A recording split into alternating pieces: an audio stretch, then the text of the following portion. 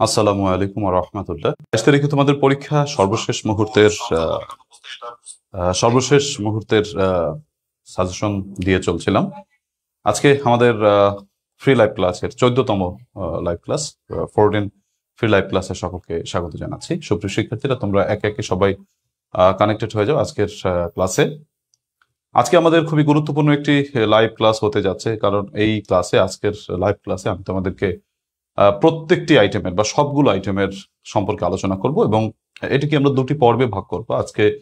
আজকের লাইভ সেশনে আমি তোমাদেরকে অর্ধেক অংশ আলোচনা করতে পারবো, হয়তো তাতেই হয়তো অনেক দীর্ঘ সময়ের একটি ক্লাস হয়ে যাবে। আর আগামী ক্লাসে আমি বাকি অংশটা আলোচনা করবো ইনশাআল্লাহ। তো তোমরা একে একে সবাই কানেক্টেড হয়ে যাবে। আজকে আমাদের টপিক হচ্ছে একেবারে পরীক্ষায় কিভাবে প্রশ্নগুলো উত্তর করবে, কি কি পড়বে, শেষ মুহূর্তে কিভাবে পড়লে পাস করবে, কতটুকু টার্গেট ধরা উচিত, কিভাবে সময় বিভাজন করতে হবে, সার্বিক আলোচনা আজকের ক্লাসে ফুটে উঠবে। তবে এই ক্লাসগুলো তোমাদের অবশ্যই অংশগ্রহণের মাধ্যমে প্রাণবন্ত হবে। সকলের অংশগ্রহণ কামনা করছি। সবাই লাইভটিকে শেয়ার করে দাও এবং তোমরা তোমাদের বন্ধু বান্ধবদেরকে মেনশন দিতে পারো যে এই ক্লাসে যাতে করে তারা খুব দ্রুত কানেক্টেড হয়ে যায়। এবং ব্যাচের যারা স্টুডেন্ট আছে তারাও সবাই কানেক্টেড হয়ে যায়। তোমাদের যে মেসেঞ্জার গ্রুপগুলো আছে সেখানে লাইভটিকে শেয়ার করে দিতে পারো, যাতে করে অন্যান্যরা কানেক্টেড হতে পারে দ্রুততর সময়ে। আমি মিস্টার লেট টু মোটামুটি লেট করে এসেছি এবং লেট আমি করি সব সময়, সেটা তোমরা অবশ্যই মেনে নাও। আর দুটো ক্লাস, হয়তো আর দুটো দিনই তো আছে, আজকে আর কালকে, তো এরপরে তোমরা হয়তো আচ্ছা বেশি লেট করে ফেলি, অসুবিধা নেই। আজকে একটু শব্দ বিভ্রাট হতে হবে, কারণ হচ্ছে পুজোর দিন তো, চতুর্পাশে পুজোর ধুম লেগেছে। এখন এই পুজোর ধুমের মধ্যে ক্লাস নিচ্ছি, তারপরও শব্দ কিছুটা বিভ্রাট হবে, সেটা হোক, আমরা মেকআপ ম্যানেজ করে নিব। হয়তো কোয়ালিটি সাউন্ড দেওয়াটা একটু মুশকিল হতে পারে, তারপরও তোমরা বুঝতে পারবে আর কি, আশা করি বুঝতে পারবে, বোঝার মতন একটা ব্যাপার। আচ্ছা, ঠিক আছে, তোমরা একে একে কানেক্টেড হয়ে যাও। এসে তোমরা একটু লাইভটাকে শেয়ার করে দিতে পারো বিভিন্ন জায়গায়, কারণ লাইভটাকে শেয়ার করে দিলে অনেকেই কানেক্টেড হতে পারে। আজকে আমাদের খুবই গুরুত্বপূর্ণ একটি ক্লাস হতে যাচ্ছে। ক্লাসটি আমরা দীর্ঘক্ষণ করতে চাই ইনশাআল্লাহ তাআলা।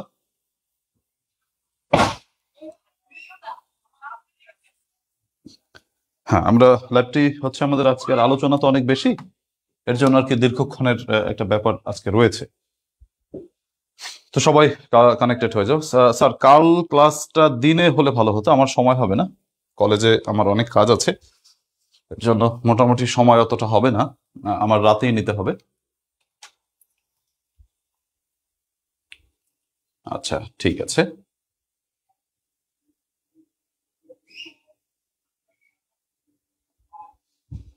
আচ্ছা, ঠিক আছে, সবাই কানেক্টেড হয়ে যাও, আমি তোমাদের জন্য অপেক্ষা করছি। হ্যাঁ, আজকে বোধহয় পুজোর দিন, তো অনেকেই দেখা যায় পাশ করার উপায় দেন প্লিজ। একটা তাবিজ কিনতে হবে আর হরলিক্স খেতে হবে এই মুহূর্তে আর কি, যদি আগে পড়াশোনা না করে থাকো। আর আগে পড়াশোনা করে থাকলে কোনো সমস্যা নেই। তো সবাই কানেক্টেড হও। আচ্ছা, আমি চলে যাচ্ছি আজকে আমাদের লাইভের আলোচ্য বিষয়ে, যে তোমার হচ্ছে আমাদের আজকের আলোচ্য বিষয়টা কি হবে বলো? আজকে হবে হচ্ছে তোমার সার্বিক আলোচনা। আমরা প্রত্যেকটা টপিক থেকে, তোমরা সবাই আসো, তারপরে আমি আলোচনা বোধহয় শুরু করতে চাই। তোমরা সবাই আসো।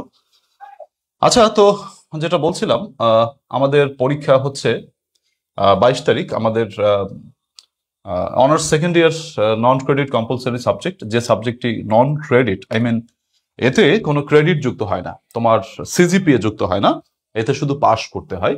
কিন্তু সিজিপিএ যুক্ত হয় না, পাস করতে হয় শুধু 40 পেলে পাস। কিন্তু এই ন্যূনতম 40 মার্ক আমরা দেখে থাকি অর্ধেকের বেশি স্টুডেন্ট পেয়ে থাকে না। অর্থাৎ অর্ধেকের বেশি স্টুডেন্ট প্রতি বছর এই অনার্স সেকেন্ড ইয়ার কম্পালসারি সাবজেক্টটিতে ফেইল করে থাকে, এবং এটা খুবই আনফরচুনেট, আনলাকি। এর কতিপয় কারণ রয়েছে, সেই কারণগুলো নিয়ে আলোচনা করবো, এবং তোমরা যাতে এই কারণগুলোকে এড়িয়ে চলতে পারো এবং পরিচ্ছন্নভাবে প্রস্তুতি নিয়ে তোমরা পরীক্ষা নিশ্চিতভাবে পাশ করতে পারো, আজকের ক্লাসের মূল মাকসাদি সেটা। আজকের ক্লাসে তোমরা যারা যারা করছো, তোমরা জাস্ট মনোযোগ দিয়ে ক্লাসটি করবে, সেটা প্রত্যাশা করছি। প্রথমত, আমাদের আজকের ক্লাসের টপিক হচ্ছে, মানে আমরা ধারাবাহিকভাবে আলোচনা করবো। প্রথমে যে বিষয়টি নিয়ে আলোচনা করবো সেটা হচ্ছে কিভাবে পরীক্ষার খাতায় উত্তরগুলোকে সেট আপ করবে, সেই বিষয়ক আলোচনা। পরীক্ষার খাতায় কিভাবে লিখবে সেই বিষয়ক টপিক। তোমাদের কাছে একটা অনুরোধ করব, তোমরা কমেন্ট বক্সে অনেক রকমের কমেন্ট করে থাকো, আজকে তোমরা অপ্রাসঙ্গিক কমেন্ট থেকে নিজেদেরকে একটু বিরত রাখবে, এটা তোমাদের প্রতি আমার রিকোয়েস্ট। যেমন কিছু পড়িনি, পারিনি, এই পারি না, মাথা ঘুরায়, এই করে সেই করে, এই টাইপের আননেসেসারি কমেন্টগুলো আজকে না করলে ভালো হয়। বা কারো সাথে ফানি বা মজার কমেন্টগুলো আপাতত আজকে না করলে ভালো হয়। কারো কমেন্ট যদি বেশি অকওয়ার্ড মনে হয়, বেশি খারাপ মানে মনে হয় যে আমাদের লাইফটাকে ডিস্টার্ব করছে, আমি তাকে আজকে ব্লক দিতে বাধ্য হব, এটা বলে নিচ্ছি আগে থেকে। দুঃখিত, কারণ হচ্ছে অনেকেই লাইভ ক্লাসটিকে অত্যন্ত গুরুত্বের সাথে দেখে। হয়তো এই লাইভ ক্লাসটি বা এই যে আমি ফ্রি ক্লাসগুলো করাচ্ছি, হয়তো তার এটা পাশের জন্য একটা একটা একটা একটা ভেলা বা পাশের জন্য একটা অবলম্বন। এই ক্লাসগুলো সে করে পাশের বা পরীক্ষার প্রস্তুতি নিচ্ছে। তো এখন যদি তুমি কমেন্ট বক্সে ডিস্টার্ব করো, সো তোমাকে একটু দূরে পাঠিয়ে দিতে পারি। এর জন্য সবাইকে একটু অনুরোধ করবো, কমেন্ট বক্সটাকে একটু ফ্রেশ রাখার চেষ্টা করবে। অপ্রয়োজনীয় আননেসেসারি কথা বলা যাবে না। টপিক রিলেটেড কথা বললে আমরা খুশি হব। তুমি প্রশ্ন করবে, অবশ্যই প্রশ্ন করবে, প্রশ্নটা করবে টপিক রিলেটেড। তাহলে কি হবে দেখো তো, আমাদের আলোচনাটা একটা সেন্ট্রিফিউজ মানে একটা কি বলবো, একটা জাস্ট তোমার কেন্দ্রীভূত থাকবে, একটা আমরা টপিকে ফোকাস করতে পারবো। আর যদি তোমরা এবড়ো খেবড়ো কমেন্ট করো, সেটা কিন্তু আমাদের জন্য দূষণীয় হবে। আমি বরং অনেকগুলো কথা বলে ফেলছি অপ্রাসঙ্গিক, আমার এখন থামা উচিত, আমার এখন টপিকে যাওয়া উচিত। সুপ্রিয় শিক্ষার্থীরা, তোমরা অনেকে আমাকে সালাম দিয়েছো। ওয়ালাইকুম আসসালাম ওয়া রাহমাতুল্লাহি ওয়া বারাকাতুহু। অনেকে জানতে চেয়েছো আমি কেমন আছি। আলহামদুলিল্লাহ, মহান দয়াময় রব্বুল আলমিনের রহমতে আমি ভালো আছি। আশা করি তোমরাও ভালো আছো। অনেকে আমাকে নমস্কার, আদাব দিয়েছো, সকলকে আদাব। তো চলো, আমাদের প্রথমে আমরা যে কথাটি বলবো সেটা হচ্ছে পরীক্ষার খাতায় কিভাবে হচ্ছে তোমার আমরা মানে উত্তরগুলোকে উপস্থাপন করবো, এটা হচ্ছে প্রথম আলোচ্য বিষয় আমাদের। দেখো যে আমাদের প্রথমত হচ্ছে কিভাবে আমরা পরীক্ষার খাতায় আমরা আমাদের আনসারগুলোকে উপস্থাপন করব। প্রথম টপিকটা হচ্ছে আলোচ্য টপিক, যে কিভাবে খাতায় উত্তর উপস্থাপন করব। আচ্ছা সরি, দেখো খাতায় আচ্ছা উত্তর উপস্থাপন, এই বিষয়ে খাতায় কিভাবে উত্তর উপস্থাপন করব, এই বিষয়ে তোমাদের যদি কোনো কোয়েরি থাকে, কোনো প্রশ্ন থাকে, তোমাদের কোনো জিজ্ঞাসা থাকে, তোমরা কমেন্ট বক্সে প্রশ্ন করতে পারো। আমি প্রশ্ন বা কমেন্টগুলোকে পিক করব। আমরা চেষ্টা করব টপিকের মধ্যে থাকার জন্য। আমি এখন তোমাকে খাতায় কিভাবে প্রশ্ন উপস্থাপন করতে হবে সে বিষয়ে আলোচনা করছি। এখন যদি তুমি বলো স্যার অ্যাপ্লিকেশন কোন তিনটি পড়বো, একটু বলে দিন তো, সেই কমেন্ট আমি পিক করব না। আমি পিক করব যে খাতায় উত্তর উপস্থাপন বিষয়ক কমেন্টগুলো এখন করো। অ্যাপ্লিকেশনের টপিক যখন আসবে তখন অ্যাপ্লিকেশনের টপিক নিয়ে আমরা আলোচনা করব ইনশাআল্লাহ। প্রথমত খাতায় উপস্থাপন বিষয়ক যে কথা আমাদের বলা দরকার। আচ্ছা ঠিক আছে, দেখো আমরা ঠিক আছে শুরু করছি। আচ্ছা দেখো, তো প্রথমত আমরা খাতায় উপস্থাপন বিষয়ক আমাদের প্রথমত খাতায় মার্জিন করতে হবে। খাতায় অবশ্যই মার্জিন করতে হবে।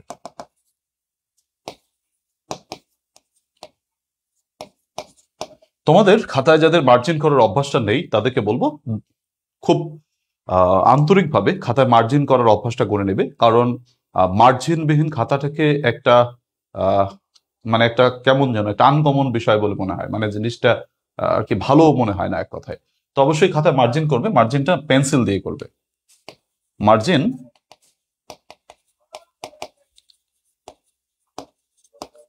পেন্সিল দিয়ে করবে, কেমন? আচ্ছা, তোমাদের এখন একটা প্রশ্ন আছে যে স্যার আমি যে পোস্টার লিখি, অ্যাপ্লিকেশন লিখি, রাইটিং পার্ট লিখি, আমি তো এই সময় কি আমার খাতায় মার্জিন থাকলে অসুবিধা হবে কিনা, এরকম তোমাদের প্রশ্ন থাকে। না, কোনো অসুবিধা হবে না।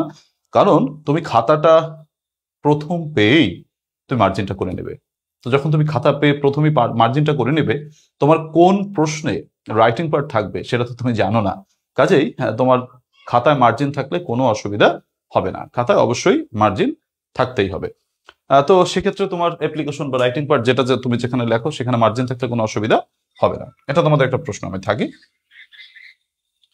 আচ্ছা গেল, এরপর রাইট। আচ্ছা এরপর আসো তোমাদের আচ্ছা তারপরে 3 নম্বর কথা হচ্ছে প্রশ্নের দাগ নম্বর পুরো লেখার চেষ্টা করবে। ধরো আমি যদি তোমাদেরকে বলি যে আমরা ধরো এই যে খাতাটা আছে, এই খাতাটায় তুমি একটু মার্জিন করবে। তো মার্জিনটা সাধারণত আমরা কি করি, মার্জিনটা পেন্সিল দিয়ে করব। পেন্সিল দিয়ে আমরা জাস্ট তোমরা স্কেলটা ধরে তোমরা মার্জিনটা করবে। দেখো আমি মার্জিনটা করেছি, তোমরা স্কেল দিয়ে করবে। আমার সোজা হয়নি, বাট স্কেল দিয়ে করলে অবশ্যই সোজা হবে। তো এভাবে লিখে আমরা জাস্ট কি লিখবো, আনসার টু দ্য কোয়েশ্চেন নং 1 যদি লিখি আমরা, সেটা তোমরা অনেকে আনস টু দ্য কোয়েশ্চন নং এইভাবে লেখো, তাই তো? আনসার টু দ্য কোয়েশ্চন নং 1 এইভাবে লেখো। প্লিজ এই টাইপের উত্তর করবে না। এই টাইপের উত্তরটা খুবই খারাপ এবং বাজে লাগে। তোমরা পুরোটা লিখবে। একটু সময় লাগলেও এই সময়টা ইনভেস্ট তোমাকে করতেই হবে। যেটুকু সময় লাগছে এই সময়টুকু তোমাকে ইনভেস্ট করতেই হবে। অতিরিক্ত ব্যস্ততা করে দেখা যায় মূল জায়গায় যদি সমস্যাটা করে ফেলো তাহলে কিন্তু গন্ডগোল হয়ে যাবে।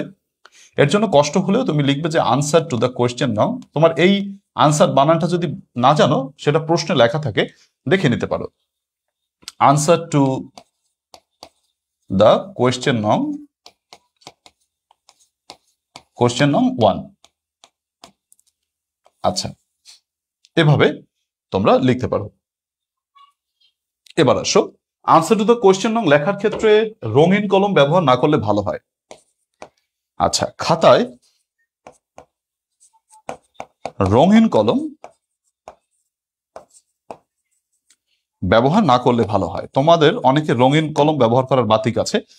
রঙিন কলম ব্যবহার না করলে ভালো হয়। খাতায় রঙিন কলম ব্যবহার না করলে ভালো হয়, তবে করলে সর্বোচ্চ দাগ নম্বরের নিচে সবুজ অথবা নীল কালার ইউজ করতে পারো বা ব্যবহার করতে পারো। অবশ্য আমাদের যে এসেটা আমরা লিখি, এসেতে অবশ্যই হিন্টস করে লিখতে হয়। তো সেক্ষেত্রে হিন্টসের দাগ নম্বরও তুমি মানে নিচে আন্ডারলাইনটুকু কালার পেন দিয়ে করতে পারো, সেটা তোমার ইচ্ছা। তবে কালার পেন ইউজ না করাটাই ভালো। কালার পেন ইউজ করলে তুমি মনে করো খাতাটাকে একটু তোমার স্পেশাল দেখাচ্ছে, কিন্তু আসলে তা না। কালার পেন ইউজ না করলে ভালো হয়। ম্যাক্সিমাম টিচারই কালার পেনটাকে মানে পছন্দ করেন না। আচ্ছা, গেল। তাহলে আমি প্রথম যে কথাগুলো বললাম সেই টপিকগুলো তো তোমাদের কোনো ঝামেলা আছে কিনা, তোমরা যদি এই বিষয়ে কোনো প্রশ্ন থাকে তোমরা আমাকে বলবা, না হলে ক্লিয়ার লিখে দেবে। আমি সামনের টপিকে চলে যাবো। ধরো যে খাতায় অবশ্যই মার্জিন করে লিখতে হবে, এটা তো সবাই বুঝছো। মার্জিন পেন্সিল দিয়ে করবে, এটাও বুঝতে পারছো। প্রশ্নের দাগ নম্বর পুরো লেখার চেষ্টা করবে। অবশ্যই আনসার টু দ্য কোয়েশ্চেন নং পুরোটা লিখবে। এরপর খাতায় রঙিন কলম ব্যবহার না করলে ভালো হয়, তবে করলে সর্বোচ্চ দাগ নম্বরের নিচে এখানে তুমি একটা নীল কালারের মানে তোমার ব্যবহার করতে পারো, অথবা সবুজ কালার ব্যবহার করতে পারো, অ্যাজ ইউ উইশ। তবে রঙিন কলম ব্যবহার না করলে ভালো হয়। আচ্ছা, এখানে পেন্সিল দিয়ে করতে পারো, দাগ মানে আন্ডারলাইনটুকু পেন্সিল দিয়ে করতে পারো। আবার খবরদার লেখাটা পেন্সিল দিয়ে লিখবে না, লেখাটা কলম দিয়ে লিখবে, কিন্তু আন্ডারলাইনটা পেন্সিল বা কলম দিয়ে করতে পারো। কালার পেন ইউজ করলে সবুজ বা নীল কালার, লাল অথবা লালের কাছাকাছি কোনো কালার ইউজ না করাটাই ভালো। আচ্ছা, তো এ হচ্ছে কথা। আমরা তিনটা কথা আশা করি বুঝতে পেরেছি। এখানে বোধহয় কারো প্রশ্ন নেই। এরপরে তোমাদের আরেকটা গুরুত্বপূর্ণ টপিক, সেটা হচ্ছে কি, তোমরা এই প্রশ্নগুলোর ক্ষেত্রে এলোমেলো উত্তর এবং সাজানো উত্তর, এই প্রশ্নটা তোমাদের সব থেকে জনপ্রিয় প্রশ্ন। সেটা হচ্ছে প্রশ্ন আমরা এলোমেলো লিখবো কিনা বা ধারাবাহিকভাবে লিখবো কিনা, প্রশ্নের ধারাবাহিকতা।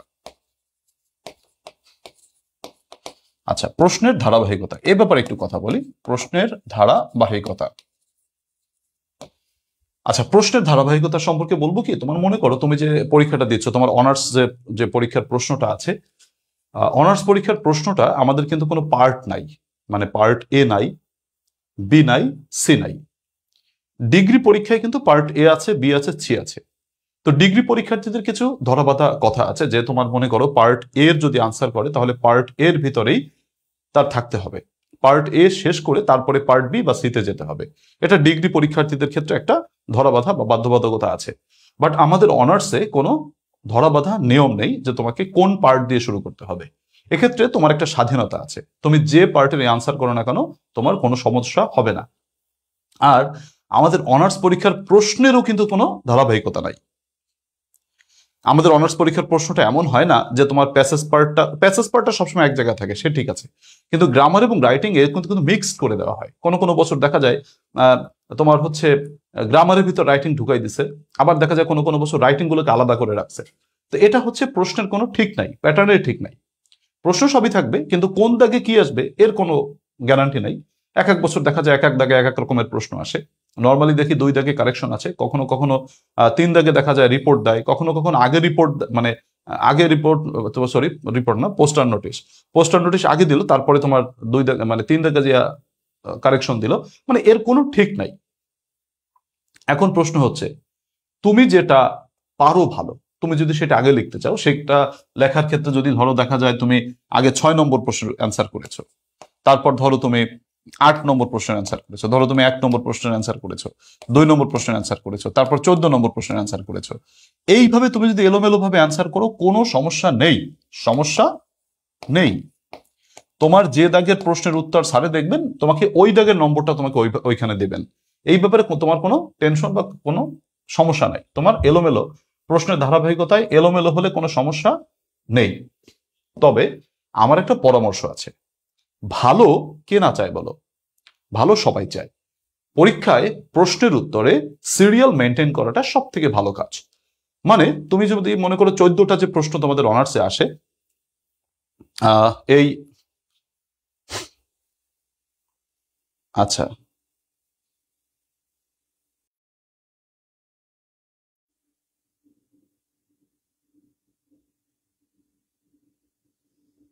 আচ্ছা, একটু নেটের সমস্যা দেখা দিয়েছিল, সমস্যা নেই, দেখো তো সবাই।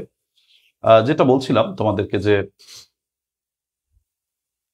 আচ্ছা, নেট প্রবলেম, হ্যাঁ নেট প্রবলেম হচ্ছিল, এবার ঠিক আছে।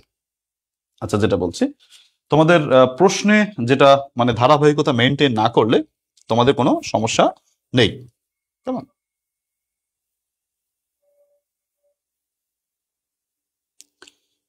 আচ্ছা, তোমাদের যে প্রশ্ন আছে সেই প্রশ্নের কিন্তু উত্তর আমার বোধহয় আলোচনার মধ্যেই থাকে। কাজে তোমরা যে প্রশ্নটা আলোচনার মধ্যে নেই সেইটা তোমরা একটু আমাকে করবা, কেমন? আচ্ছা, দেখো মাঝে মাঝে নেটে একটু ঝামেলা দিতে পারে, তোমরা সেটা একটু দেখবে।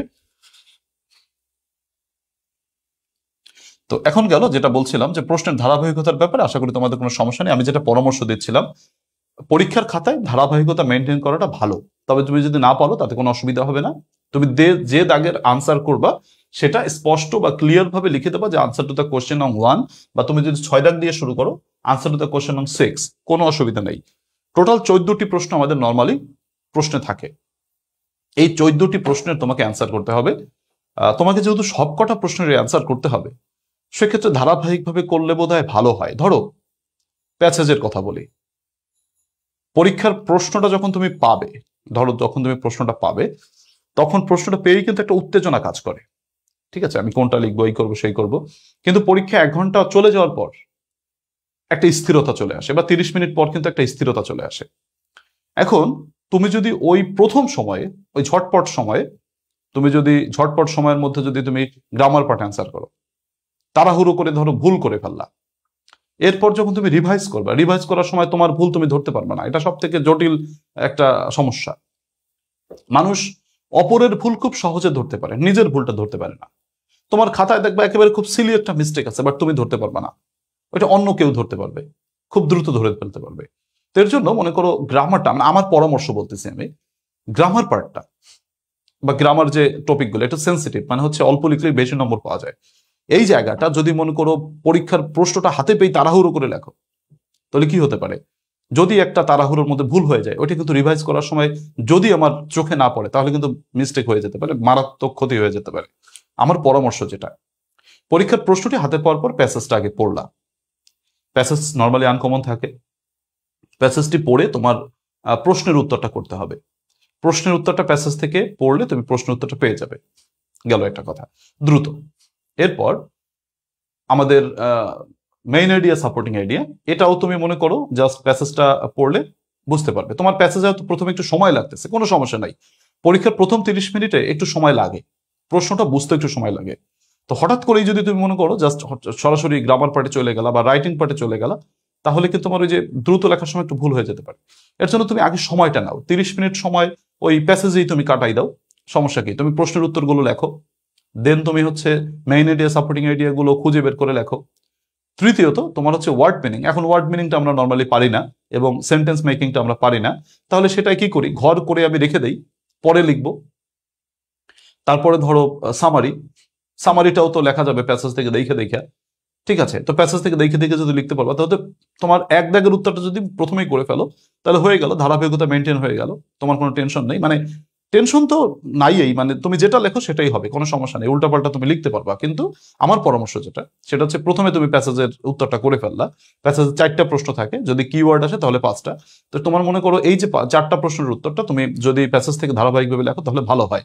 তোমরা এটা এখানে একটা কথা আছে, মনে করো এক দাগের উত্তরটা যখন লিখবা, মানে প্যাসেজের উত্তরটা যখন লিখবা, আমি প্যাসেজের জায়গায় যাব, কিন্তু আপাতত আমি যেটা তোমাদেরকে বলতেছিলাম যে সিরিয়াল মেনটেনের ব্যাপারটা, সিরিয়ালটা যদি তুমি তোমার মতো করে উল্টো পাল্টা লেখো কোনো অসুবিধা হবে না। আমার পরামর্শ হচ্ছে সিরিয়াল মেনটেন করলে ভালো হয়। তুমি যদি মনে করো প্যাসেজটা প্রথম লিখলা, এরপরে তোমার মনে হলো যে গ্রামার গুলো সব আমি একসাথে লিখে ফেলবো, অসুবিধা নেই, তুমি সব গ্রামার বাইসা বাইসা গ্রামার গুলো তুমি ধারাবাহিকভাবে লিখলা। কোনো আইটেম যদি দেখা গেল যে তুমি পারছো না, ফাঁকা রাখো, জায়গা রাখো, জায়গাটাকে পরে লেখো গ্রামার পার্টের, গ্রামার পার্ট শেষ, এরপর রাইটিং পার্টে চলে যাও। আমার পরামর্শটা হচ্ছে কখনোই গ্রামার পার্টের আগে রাইটিং পার্ট লিখবে না, এটা হচ্ছে আমার পরামর্শ। কারণ হচ্ছে কি, তুমি যখন গ্রামারটা ভালো পারবা তখন তোমার প্রতি স্যারের একটা কি হবে, মানে একটা ভালোবাসা তৈরি হতে পারে, যে না এই ছেলেটা গ্রামার ভালো পারে, তাহলে রাইটিং এর নম্বরটা একটু বেশিও পেতে পারো। মানে এটা আমি বলছি হবে বলছি না, তবে হতেও পারে, এরকম সিম্পেথি তৈরি হতে পারে। আর যদি রাইটিংটা তুমি আগে লেখো, তোমার গ্রামারটা যদি না পায়, তাহলে কিন্তু দেখা যায় কেমন হয়ে গেল আর কি নম্বরটা। মানে আমি এটা আমার ব্যক্তিগত মতামত প্রকাশ করছি, জাস্ট সাইকোলজি, আর কিছু না। তবে এটা সবসময় হবে এমনটি বলছি না। তোমাদেরকে আমি পরামর্শ দিব, প্যাসেজটা প্রথমে লেখো, দেন তুমি গ্রামার সাইট সব লেখো, দেন রাইটিং পার্ট শেষের দিকে লেখো। এই হচ্ছে আমার পরামর্শ। যাই হোক, এরপরে আমাদের প্রশ্নের ধারাবাহিকতার ব্যাপার আমি তোমাদেরকে বললাম, তোমাদের যদি কোনো প্রশ্ন থাকে সেগুলো আমরা একটু নেই, তোমাদের প্রশ্নগুলো। আচ্ছা, এরপরে কি আছে দেখো, আচ্ছা প্যাসেজের ব্যাপারে, তাই তো, প্যাসেজের ব্যাপারে। আচ্ছা, প্যাসেজের ব্যাপারে আমি এখন আলোচনা করব। আমাদের বোধহয় প্রশ্নের আদ্যপান্ত বিষয় সম্পর্কে আমাদের কোনো কথা নেই। আচ্ছা, তোমাদের প্রশ্নের আরেকটা কথা আছে, তোমাদের খাতায় পিটিওর ব্যাপারটা, please turn over, please turn over, এই ব্যাপারটা একটু আলোচনা করি। দেখো প্রত্যেক পাতায় তোমরা অনেকের একটা পিটিও লেখার চেষ্টা করো, মানে প্লিজ টার্ন ওভার, দয়া করে পাতাটা উল্টান।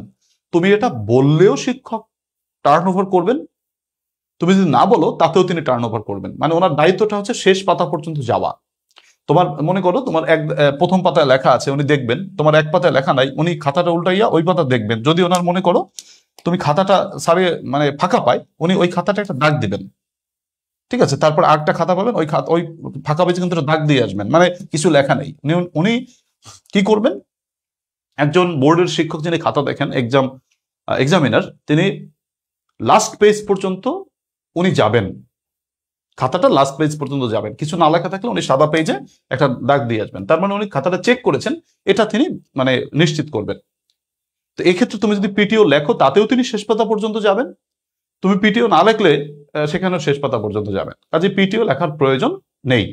তবে কেউ যদি এমনটি হয় যে দেখা গেল তুমি একটা পাতা লিখেছো, ধরো প্রথম পাতায় লিখেছো, দ্বিতীয় পাতায় লিখেছো, তৃতীয় পাতায় লিখেছো, কিন্তু এই চতুর্থ পাতাটাই ধরো, আমি যদি তোমাদেরকে দেখাই, ধরো আমাদের খাতাটা যদি দেখাই, তুমি পরীক্ষার খাতায় লিখতেছো, মনে করো প্রথম পাতাটায় তুমি লিখছো, প্রথম পাতাটা তোমার লিখছো, দ্বিতীয় পাতাটায় লিখছো, এই পাতাটায় লিখছো, কিন্তু দেখা যায় অজ্ঞানত বশত তোমার একসাথে দুইটা পাতা চলে আসছে, তুমি আবার এইখানে লিখছো, এইখানে দেখা যায় ফাঁকা রয়ে গেল, এই দুইটা।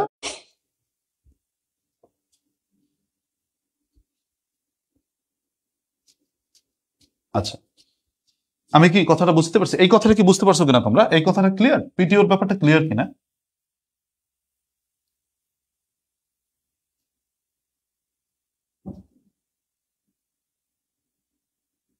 আচ্ছা, পিটিওর কথাটা ক্লিয়ার কিনা তোমাদের?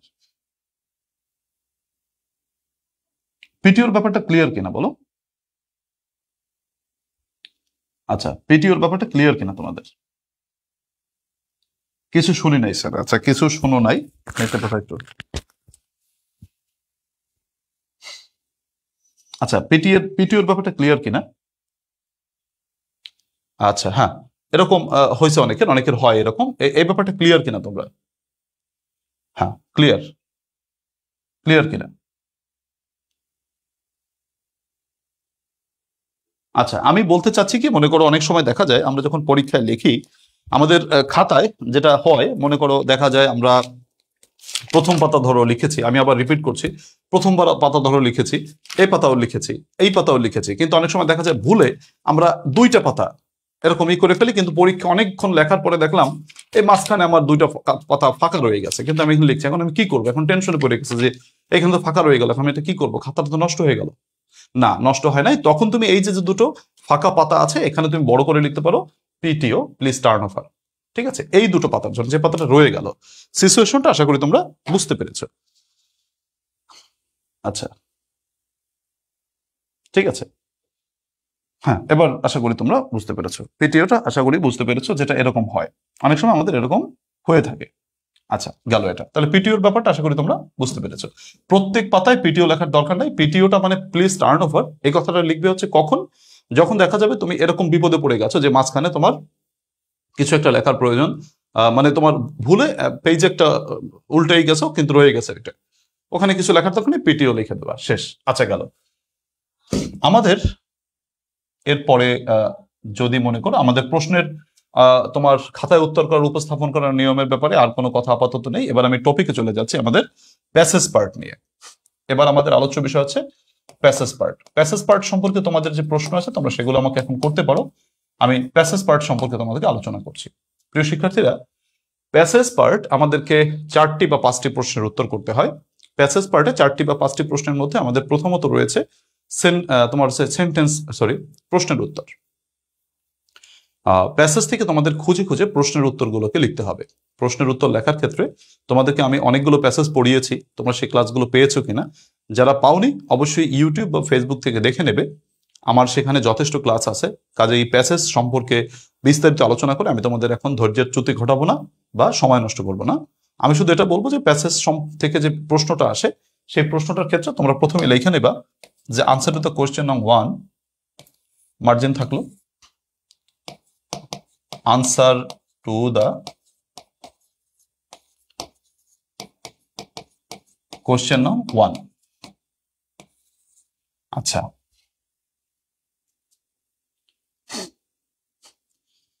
আচ্ছা, আমি তোমাদের কমেন্ট পাচ্ছি অনেক, কিন্তু কমেন্টের উত্তর দিচ্ছে না কেন বলো তো? আমি প্রাসঙ্গিক কমেন্টের উত্তর দিব। আমি যখন যে টপিকটা আলোচনা করছি তোমরা তখন সেই টপিকের উপর প্রশ্নটা করবা। এখন প্যাসেজ নিয়ে আলোচনা করছি, প্যাসেজের উপর প্রশ্নটা করবা। কিন্তু এখন নোটিশের উত্তর, নোটিশ সম্পর্কে, পোস্টার সম্পর্কে, প্যারাগ্রাফ সম্পর্কে প্রশ্ন করলে আমি কমেন্টগুলো পিক করছি না, এর জন্য দুঃখিত। তোমরা টপিকের উপর, টপিকের মধ্যে থাকবে। আচ্ছা, এবার আসো আমি যেটা বলতে চাচ্ছিলাম প্যাসেজের ক্ষেত্রে। প্রথম কথা হচ্ছে প্রশ্নের উত্তর। প্রশ্নের উত্তর নম্বর একবারই লিখবে, একবারই লিখবে। প্রশ্নের উত্তর নম্বর একবারই লিখবে বলতে বোঝাতে চাচ্ছি, তোমার মনে করো আমাদের প্যাসেজে 4টি বা 5টি প্রশ্ন থাকে, এ, বি, সি, ডি বা ই। এখন দেখা গেল তুমি এ দাগের আনসার করছো, লিখলে যে আনসার টু দ্য কোয়েশ্চেন নং 1 এ, এভাবে যদি ধরো কেউ লেখো যে আনসার টু দ্য কোয়েশ্চেন নং এ, তারপর আবার যদি লেখো আনসার টু দ্য কোয়েশ্চেন নং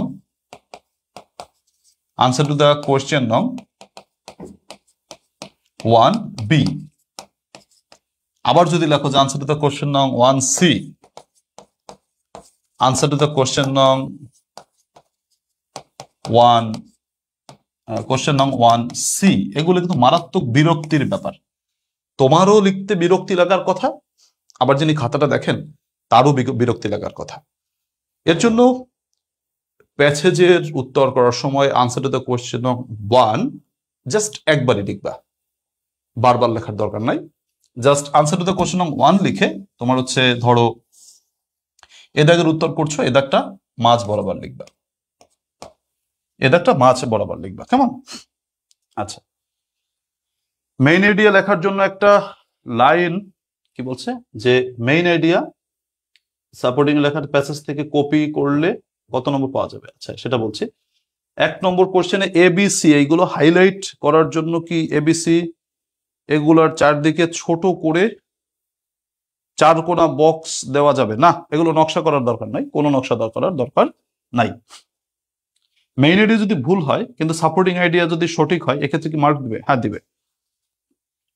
দিবে মানে কিছু দিবে আর কি। প্যাসেজের এবিসি কি টার্ম দেওয়া যাবে? এবিসি নিচে হ্যাঁ টার্ম দেওয়া যাবে। আচ্ছা আমি বলি, তোমাদের সবগুলোর উত্তর তোমরা পাবে আলোচনায়। তোমরা দেখো, আমি বুঝতে পারছি তোমরা কি রকম প্রশ্নগুলো করছো। আনসার টু কোশ্চেন নং 1 লেখার পরে তোমার ধরো এ লিখলা, এ লেখার পর তুমি তারপরে প্রশ্নের উত্তরগুলো লিখলা, ধরো এভাবে লিখলা। তারপরে 2 দাগের প্রশ্নটা এইভাবে লিখলা, 3 দাগের প্রশ্নটা এইভাবে লিখলা, শেষ। 3টা প্রশ্নের উত্তর হয়ে গেল। এখন এ দাগ লিখে তুমি দাগ দিতে চাচ্ছ, কেউ কোনো সমস্যা নাই। কেউ করে যদি বক্স করতে চাচ্ছ কোনো সমস্যা নাই। আবার যদি কেউ শুধু এ লিখে একটা ডট দিতে চাচ্ছ কোনো সমস্যা নাই, হবে, অসুবিধা নেই। এরপর বিদাগটা মাঝখান বরাবর লিখলে ভালো হয়। কেউ বাম পাশেও লিখতে পারো, যদি বাম পাশে লেখো কোনো অসুবিধা নেই, সেক্ষেত্রে একটু ফাঁকা রাখতে হবে, ধরো একটু নিচে স্পেস রেখে, যাতে বোঝা যায় এটা বিদাগের উত্তর, ঠিক আছে। আর মাঝখান বরাবর লিখলে দেখা যায় বিদাগের উত্তরটা ভালো করে বোঝা যায়, যে এ দাগের উত্তরটা ভালো করে বোঝা যায়। তবে তুমি যে বাম পাশে লিখলে হবে না সেটা না, বাম পাশেও লিখতে পারবা, তবে যেন বোঝা যায় এটা এ দাগের উত্তর, একটু ফাঁকা যেন থাকে, এই হচ্ছে কথা। তো তোমার প্রশ্নের উত্তরগুলো কোথা থেকে লিখবা? প্যাসেজ থেকে দেখে দেখে লিখবা, তথ্যগুলো উপস্থাপন করবা প্যাসেজ থেকে দেখা। যারা বানাই লিখতে পারো ওকে ফাইন, যারা বানাই লিখতে না পারো অবশ্যই তোমাদের প্যাসেজই হচ্ছে অভয়াশ্রম। প্যাসেজ থেকে তথ্যগুলো বের করে লিখবে। কিভাবে প্রশ্নের উত্তরগুলোকে বের করে লিখতে হয় এ ব্যাপারে আমার ইউটিউবে ক্লাস আছে, তোমরা অবশ্যই দেখে নিও, ফেসবুকেও আছে। আচ্ছা এবার আসো বি নম্বরে মেইন আইডিয়া সাপোর্টিং আইডিয়ার কথা বলি। মেইন আইডিয়া সাপোর্টিং আইডিয়া লেখার ক্ষেত্রে তোমাকে বুঝতে হবে এই প্যাসেজটা মূলত কোন টপিকটা নিয়ে আলোচনা করেছে। বি নম্বরে আমাদের মেইন আইডিয়া সাপোর্টিং আইডিয়াটা লিখতে হয়। মেইন আইডিয়া সাপোর্টিং আইডিয়া অবশ্যই বক্স করে লিখবো।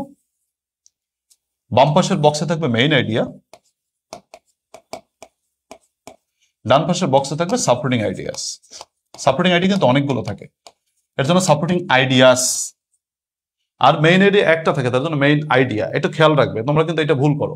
মেইন আইডিয়া এস কিন্তু নাই, মানে একটা আইডিয়া। আর সাপোর্টিং আইডিয়াস মানে মেইন আইডিয়াকে সাপোর্ট করে এমন আইডিয়া গুলো, মানে 4 থেকে 5টা লাইন তোমাকে লিখতে হবে, আইডিয়া প্রকাশ করে এমন লাইন লিখতে হবে। তো বি লেখার সময় অ্যান্সার টু দ্য কোশ্চেন, এটা তো বললাম লেখা যাবে না। প্রশ্নের উত্তর একবারই, প্রশ্নের উত্তর নম্বর একবারই লিখবে। আচ্ছা, তো মেইন আইডিয়া সাপোর্টিং আইডিয়ার ক্ষেত্রে মেইন আইডিয়াটা একটা লাইন হলে ভালো হয়, লাইন হলে ভালো হয়, তবে সেটা যেন প্যাসেজের প্রথম লাইন না হয়।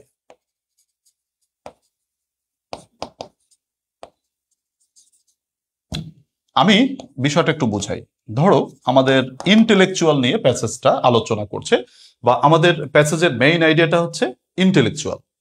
এখন তুমি মেইন আইডিয়াটা শুধু লিখলেই হয় যে the duties and responsibilities of an intellectual, এটুকু লিখলে হয়ে যাবে, কোনো অসুবিধা নেই। কিন্তু একটা লাইন হলে ভালো হয় যে an intellectual has some duties and responsibilities, একটা বুদ্ধিজীবীর রয়েছে কিছু দায়িত্ব এবং কর্তব্য, এটা লিখলে ভালো হয়। আমি কি বুঝতে পারছি কিনা বিষয়টা? আমি আবার বলছি, যে মনে করো মেইন আইডিয়াটা নিশ্চয়ই তোমার আলোচ্য বিষয়টা একটা লাইন হলে ভালো হয়, কিন্তু সেইটা করতে গিয়ে তুমি আবার প্যাসেজের প্রথম লাইন কপি করো না। স্যারেরা কিন্তু মেইন আইডিয়াটা ভালো করে দেখবে, সাপোর্টিং আইডিয়া হয়তো ভালো করে অনেক সময় নাও দেখতে পারেন। মেইন আইডিয়াটা ধরলেই বোঝা যাবে মূলত সাপোর্টিং আইডিয়া কোনগুলো। এর জন্য মেইন আইডিয়াটা তুমি যদি প্যাসেজের প্রথম লাইন লিখে দাও তাহলে কিন্তু ধরা খাই যাবা যে তুমি লাইন কপি করতেছো। এর জন্য মেইন আইডিয়াটা অবশ্যই প্যাসেজের প্রথম লাইন লেখা যাবে না। যদি প্যাসেজের প্রথম লাইন লেখো অনেক সময় নম্বর কম পেতে পারো। এর জন্য বলবো যে মেইন আইডিয়াটা নিজের মতো করে লেখার চেষ্টা করবে, টপিকটা লিখলেই হবে, অথবা ওই টপিকটা দিয়ে একটা বাক্য রচনা তৈরি করবা, সেটা যদি প্যাসেজের প্রথম লাইন না হয়। যদিও আমি শর্ট টেকনিকে বলেছি প্যাসেজের প্রথম লাইনটা তোমরা লিখে দিতে পারো, বাট সেটা কিন্তু মানসম্মত হবে না, কেমন? তাই তোমরা চেষ্টা করবে যে তোমাদের নিজের থেকে প্যাসেজটা পড়ে বোঝার জন্য যে কোন টপিক নিয়ে আলোচনা করেছে। এই হচ্ছে আমাদের মেইন আইডিয়ার বিষয়টা। মেইন আইডিয়া গেল, এরপর সাপোর্টিং আইডিয়াগুলো লিখতে হবে। কমপক্ষে তোমরা 4টা লিখবা, 3টা বা 4টা। যেহেতু আমাদের মেইন আইডিয়া সাপোর্টিং আইডিয়া নম্বর হচ্ছে 5, তো সেক্ষেত্রে আমরা আশা করি মেইন আইডিয়ার জন্য আমরা 1 নম্বর 1 পাবো, আর সাপোর্টিং আইডিয়ার জন্য তোমার হচ্ছে 3টা বা 4টা লিখবো আমরা। 4 মার্ক থাকলেও 4টা লিখবা, 5 মার্ক থাকলেও 4টা লিখবা, অর্থাৎ তোমার 4টা কমপক্ষে সাপোর্টিং আইডিয়া লিখবা। আচ্ছা দেখো তো মেইন আইডিয়া, সাপোর্টিং আইডিয়া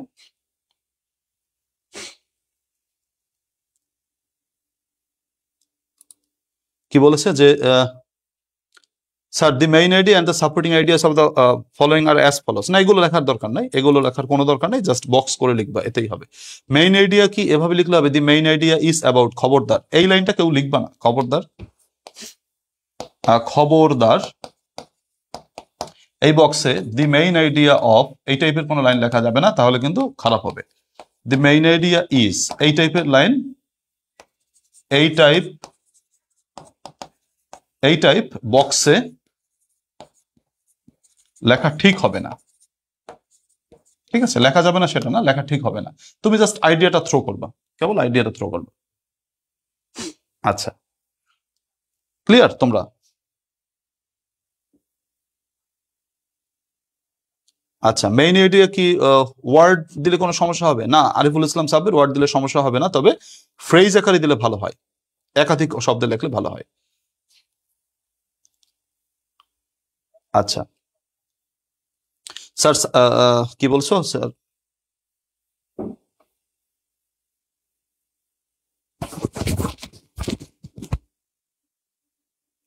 আচ্ছা কি বলছে যে প্রশ্নগুলো সাপোর্টিং আইডিয়া হিসেবে দিলে হবে কি, প্রশ্নগুলোর উত্তর? না, সেটা ভালো হয় না, প্রশ্ন অনেক সময় দেখা যায় সবকিছু কভার করে না। পেন্সিল দিয়ে টানতে হবে মার্জিন, হ্যাঁ।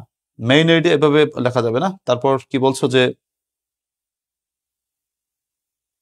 আচ্ছা স্যার বক্সগুলো কি পেন্সিল দিয়ে লিখবো? অবশ্যই সকল ধরনের বক্স পেন্সিল দিয়ে লিখবে।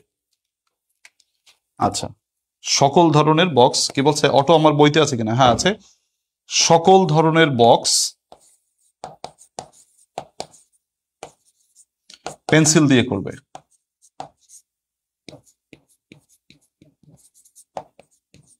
সকল ধরনের বক্স পেন্সিল দিয়ে করবে, লেখা তোমার হচ্ছে কলম দিয়ে করবে।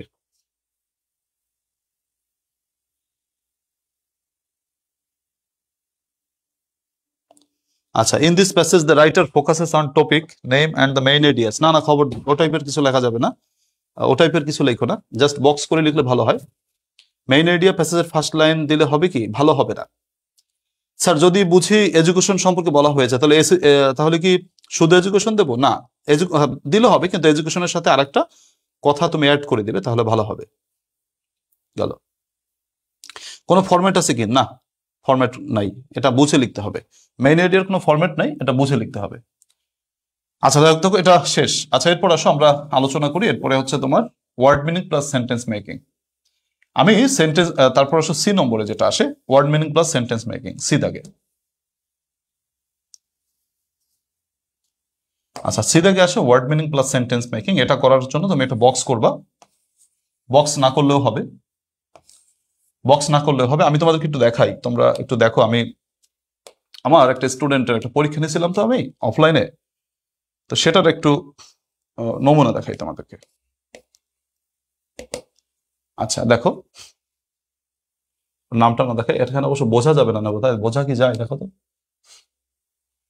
ওর লেখাটা যে পারফেক্ট হয়েছে আমি সেটা বলবো না, কিন্তু মোটামুটি ভালোই লিখছে আর কি। ও 178 পেয়েছে, 78 পেয়েছে।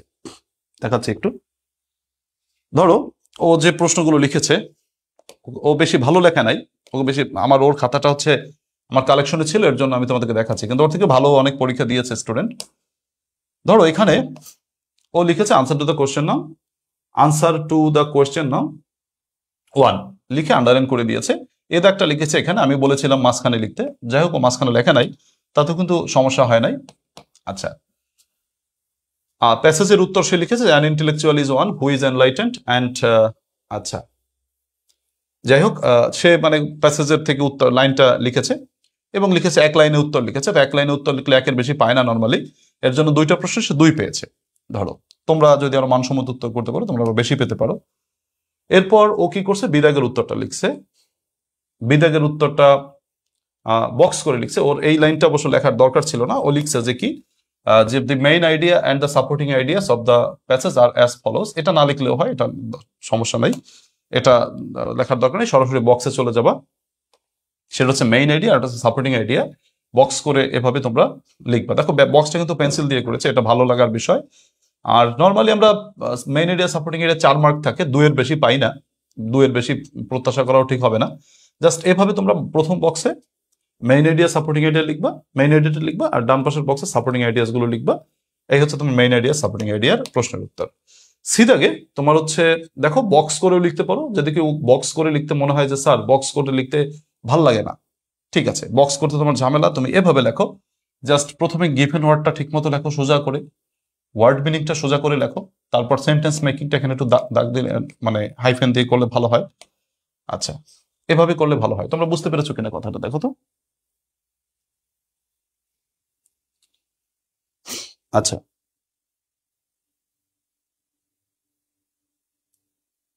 আচ্ছা, সব খাতাটা দেখান প্লিজ। হ্যাঁ, দেখাবো। হ্যাঁ, ওর থেকে ভালো লেখা আছে, ওর থেকে ভালো লেখা স্টুডেন্ট ছিল আমার ব্যাচে, কিন্তু ওর খাতাটা আমার হাতে ছিল, এর জন্য আমি ওটা দেখাচ্ছি তোমাদেরকে। বক্স ভুল না, বক্স না করলেও হবে, বক্স যদি করতে হবে এমন কোনো কথা নাই, বক্স না করলেও হবে। আচ্ছা, তো এই হচ্ছে মনে করো ওর 4টা শব্দ, আরেকটা বোধহয় লিখছে, 4টাই লিখছে, 5টা লেখার কথা, ও 4টা লিখতে বলছিল প্রশ্নে, তার জন্য 4টা লিখছে। আমার একটা ভালো কথা দেখালে ভালো হতো, তারপর ওর ভুলগুলো আমি তোমাদেরকে দেখাই দিব। এই হচ্ছে তোমার সিদাগের উত্তরটা ওইভাবে করেছে। তবে যেটা ভালো হইতো সেটা হচ্ছে ও যদি বক্সটা করতো তাহলে একটু ভালো হইতো। ধরো বক্সটা করে এভাবে যদি ও দিত তাহলে ভালো হইতো, স্যারেদের খাতাটা দেখতে সুবিধা হইতো, মানে সুবিধা হয় আর কি। বক্স করে দিলে খাতাটা দেখতে সুবিধা হয়। ও বক্স করে নাই, কোনো সমস্যা নাই, বক্স না করলেও হবে। এইভাবে বক্স করে লিখলে ভালো হয়। তাতে হয় কি দেখা যায় তোমার এই ওয়ার্ড মিনিং এর জন্য তো হাফ নম্বর, আর হচ্ছে তোমার এই সেন্টেন্স মেকিং এর জন্য হাফ নম্বর, তাহলে হাফ হাফ করে তোমার মনে করো 1 পাওয়া যায়। তো সেক্ষেত্রে আমরা যেটা করি যে তোমাদের মনে করো এইটা হয় নাই, এইটা ধরো কাটা গেল, কিন্তু তুমি এইটার তো নম্বর পাইছো, হাফ পাইছো। ধরো এইটা হয় নাই বাট এইটা হয়েছে, তো এইটার জন্য হাফ পাইছো। তো এইভাবে হিসাব করে তো নম্বরটাকে তোমাকে ক্যালকুলেট করা হবে। তো সেক্ষেত্রে তোমরা বক্স করে লিখলে যিনি খাতাটা দেখবেন তার খাতাটা দেখতে সুবিধা হয়। তবে তোমরা যদি এভাবে লেখো তাতেও অসুবিধা হবে না। কেমন?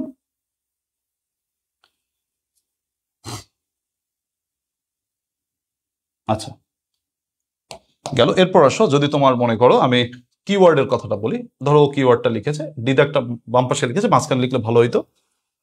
তবে ওর লেখাটা যদি একটু নিচে নামাই লিখতো তাহলে আর একটু ভালো হইতো। তবে এভাবে লিখলে অসুবিধা নেই। ধরো কিওয়ার্ডটা সে লিখেছে, কিওয়ার্ডটা ভালো লিখেছে, 3 মার্ক ধরো দেয়া হয়েছে। এরপর সামারি, সামারিটা লেখার আগে তোমরা কি করবা, এই যে ওখানে একটা শিরোনাম দিছে, ওর শিরোনামটা দরকার ছিল না, এই শিরোনামটা ওর দরকার ছিল না। সামারিতে শিরোনাম দরকার নেই, দিলে সমস্যা নেই, কিন্তু না দেওয়াটাই ভালো। শিরোনামটা দরকার ছিল না। সামারি লেখার ক্ষেত্রে তোমরা এভাবে উপরে একটা সামারি লিখে নেবা, অথবা এই তোমার বাম পাশে সামারিটা যদি লেখা হতো ভালো হতো।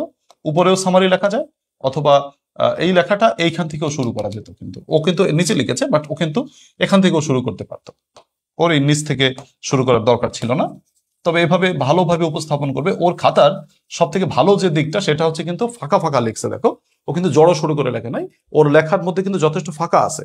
তোমরা এইভাবে একটু ফাঁকা ফাঁকা দিয়ে লিখবা, তাহলে খাতাটা পড়তে সুবিধা হয়। তবে এত ফাঁকা রাখো না যে মাঝখান দিক দিয়ে মানে জাহাজ চলে যেতে পারে, এইরকম ফাঁকা রাখবা না। এই যে মনে করো একটা সামঞ্জস্য ফাঁকা কিন্তু রাখা হয়েছে। তো এইভাবে লিখলে মোটামুটি সামারিতে 5-এর ভিতরে 3ও ক্যারি করা যায়। আমি তোমাদেরকে একটি খাতা প্রদর্শন করলাম, একটা নমুনা খাতা, যে যেভাবে তোমার মনে করো ওই একটা স্টুডেন্ট সেই খাতাটা উপস্থাপন করেছে, এবং সেটা তোমাদের দেখালাম। তোমাদের এই বিষয়ে কোনো প্রশ্ন আছে কিনা তোমরা আমাকে একটু করতে পারো, তাহলে আমি তোমার প্রশ্নের উত্তরগুলো দিতে পারি। আচ্ছা, আচ্ছা, দেখো তোমরা আমাকে প্রশ্ন করতে পারো। স্যার কিওয়ার্ডটা বুঝাইয়া দেন। কিওয়ার্ডটা তো আমি তোমাদেরকে বুঝাইছি, দেখো তো আমার প্যাসেজে কিওয়ার্ড জিনিসটা কি। কিওয়ার্ড জিনিসটা হচ্ছে একটা প্যাসেজের যে মূল মানে শব্দ একটা লাইনের, সেটা ফার্স্ট লাইনের হতে পারে, লাস্ট লাইনের হতে পারে। আমি কিওয়ার্ড নিয়ে এখানে বিস্তারিত আলোচনা করতে চাচ্ছি না, যেহেতু এখন শেষ সময়, তোমাদেরকে অনেক কিছু আলোচনার আছে এখনো সামনে। এর জন্য তোমাদেরকে বলবো এটা তোমরা অবশ্যই তোমরা অবশ্যই কি করবে, আমার চ্যানেলে টেকনিক আছে, শর্ট টেকনিক আছে, যে একটা দিয়ে অনেকগুলো লেখা যায়, সেগুলো দেখে নিও। আচ্ছা স্যার, কিওয়ার্ড কি পড়তেই হবে? দেখো যদি পরীক্ষা এসে যায় তাহলে কি করবা বলো তো। তোমাদের দিয়ে মনে করো একটা সমস্যা হচ্ছে, তোমাদের দিয়ে নতুন একটা জিনিস শুরু করে দিল, তাইলে কি হবে? একটা ঝামেলা না? তাই না? কিওয়ার্ড দেয় না, 3-4 বছর দিচ্ছে না, হঠাৎ করে তোমাদের দিয়ে দিল, কি করবা? লিখে তো আসতে হবে। প্রস্তুতি থাকলে সমস্যাটা কি বলো? যদি এসেই যায়, কিছু তো করার নেই, তাই না? এবছরের ডিগ্রি পরীক্ষার প্রশ্ন তো দেখেছো, দেখে কি তোমাদের হুঁশ হয় না যে কি হতে পারে, কি লন্ডভন্ড হয়ে যেতে পারে? তোমরা যে গতানুগতিক ভাবে পড়ো, সেটা থেকে লন্ডভন্ড হয়ে গেলে কি করবে? কিছু করার আছে? পরীক্ষা তো দিয়ে আসতে হবে, কাজেই প্রস্তুতিটা রাখো, বোধহয় ভালো হয়। আসবেই বলছি না, তবে এসে গেলে কি করবে, যেহেতু সিলেবাসে আছে। সবাই পড়ে যাও, এটা তোমাদেরকে আমি অবশ্যই পরামর্শ দিতে চাচ্ছি, নিশ্চয়ই পড়ে যাও। ও শর্টকাটটা লিখছে, হ্যাঁ ঠিক আছে।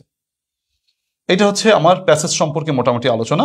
এরপর আসো সামারি ও 2 দাগে, আমি গ্রামার অংশে চলে যাবো এবার। তবে গ্রামার অংশে যাওয়ার আগে তোমাদেরকে একটু বলবো, প্যাসেজ সম্পর্কে আমার আর আলোচনা নেই। প্যাসেজ সম্পর্কে এখন যদি বলি, যা পড়বে, যেভাবে রিভিশন দিবে, প্যাসেজ সম্পর্কে আমি বলবো কি পড়বে প্যাসেজ থেকে, বা প্যাসেজটা কিভাবে রিভাইজ করবে সেটা সম্পর্কে একটু বলি। তোমাদের লাস্ট মুহূর্তে পরামর্শ, এই মুহূর্তে তোমাদের সময় নাই, এই অল্প সময়ের মধ্যে প্যাসেজটা যেভাবে তোমরা রিভাইজ করবে সেটা একটু দেখাচ্ছি। আচ্ছা, কিওয়ার্ড সম্পর্কে মোজাম্মেল হক, আমার ক্লাস আছে, ইউটিউব থেকে একটু দেখে নিও ভাইয়া। আচ্ছা, আসো তোমার প্যাসেজ। আচ্ছা, প্যাসেজ গুলো যা পড়বে, যেভাবে রিভিশন দেবে, প্রথমত আমার প্যাসেজের মাস্টার ক্লাসটা দেখবে। এটা হচ্ছে প্রথম কাজ, প্যাসেজের প্রথম মাস্টার ক্লাসটা দেখবে। তোমরা প্যাসেজের মাস্টার ক্লাস দেখবে, যারা প্যাসেজ সম্পর্কে আইডিয়া নাই, প্যাসেজের মাস্টার ক্লাসটা দেখবে। তোমরা কে কে আমার প্যাসেজের মাস্টার ক্লাসটা দেখছো বলো তো একটু কমেন্টে আমাকে, যে প্যাসেজের মাস্টার ক্লাস কে কে দেখেছো? আমার প্যাসেজের মাস্টার ক্লাসটা বলো, কে কে দেখেছো? আচ্ছা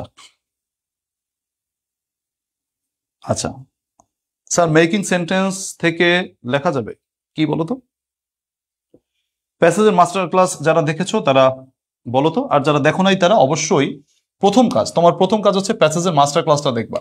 এটা হচ্ছে প্রথম কাজ। তুমি প্যাসেজের মাস্টার ক্লাসটা দেখলে প্যাসেজের উপর আর কিচ্ছু বড় লাগবে না, জাস্ট তুমি মাস্টার ক্লাসটা দেখো। এখানে যে আলোচনাটুকু আছে, 45 মিনিটের বোধহয় একটা ক্লাস, তুমি 45 মিনিটের ক্লাসটা দেখো, তোমার প্যাসেজের উপর আর কোনো প্রস্তুতি লাগবে না, জাস্ট এনাফ। আচ্ছা, এরপরে হচ্ছে তোমার কি করবে, যে প্যাসেজে আমি যেগুলো দাগাই দিছি তোমাদের, মানে যেগুলো তোমাদের পড়াইছি, যে প্যাসেজ দেয়া হয়েছে, মানে ইউটিউবে দেয়া হয়েছে সেগুলো দেখবে। আর সেগুলো দেখবে, আর হচ্ছে তোমার, আমি তোমাদের বই থেকে বা আমার সাজেশন থেকে তোমাদেরকে কয়েকটা প্যাসেজ বলতেছি, তোমরা একটু দাগাই রাখো, এই কটা একটু রিভাইজ করবা শেষ মুহূর্তে। আচ্ছা, আমি তোমাদেরকে একটু দাগাই দিচ্ছি। তোমার প্রথমত হচ্ছে গুরুত্বপূর্ণ প্যাসেজগুলো। আচ্ছা, গুরুত্বপূর্ণ প্যাসেজগুলো যারা হচ্ছে তোমার বুস্টার সাজেশনসটা নিয়েছো, সেখান থেকে তোমরা একটু দেখে যেতে পারো, তবে প্যাসেজ কমন বাদবে সেটা বলছি না। প্রথমত তোমরা এক দাগটা দেখবে, এক দাগটা হচ্ছে জুলাই মুভমেন্ট, এটা দেখবে, এটা একটু পড়বা, এক দাগ।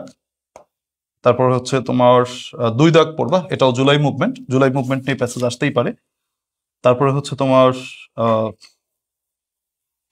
এরপর তোমরা পড়বে যেটা, সেটা হচ্ছে, আমি দাগ নম্বর বলে দিচ্ছি, এইগুলো একটু দেখে যাবে। 7 নম্বর পড়বা, এটা হচ্ছে হ্যাপিনেস সম্পর্কে, যদি কমন বেঁধে যায় তাহলে এর ভিতর থেকে আসতে পারে। 8 নম্বরটা দেখবে, 8 নম্বরটা হচ্ছে ট্রাভেলিং সম্পর্কে, মানে ভ্রমণ বিষয়ক। তারপরে হচ্ছে 9 নম্বরটা ইন্টেলেকচুয়াল বিষয়ক, এটা মোটামুটি আসার মতো। আচ্ছা, অনেকগুলো বেশি হয়ে যাচ্ছে না? বেশি হয়ে যাচ্ছে, বেশি হয়ে গেলে তোমার মনে করো আমি গুরুত্বটা বলে দিব, যে কোনটা তোমার হচ্ছে বেশি গুরুত্বপূর্ণ, কোনটা কম গুরুত্বপূর্ণ, সেটা বলে দিব।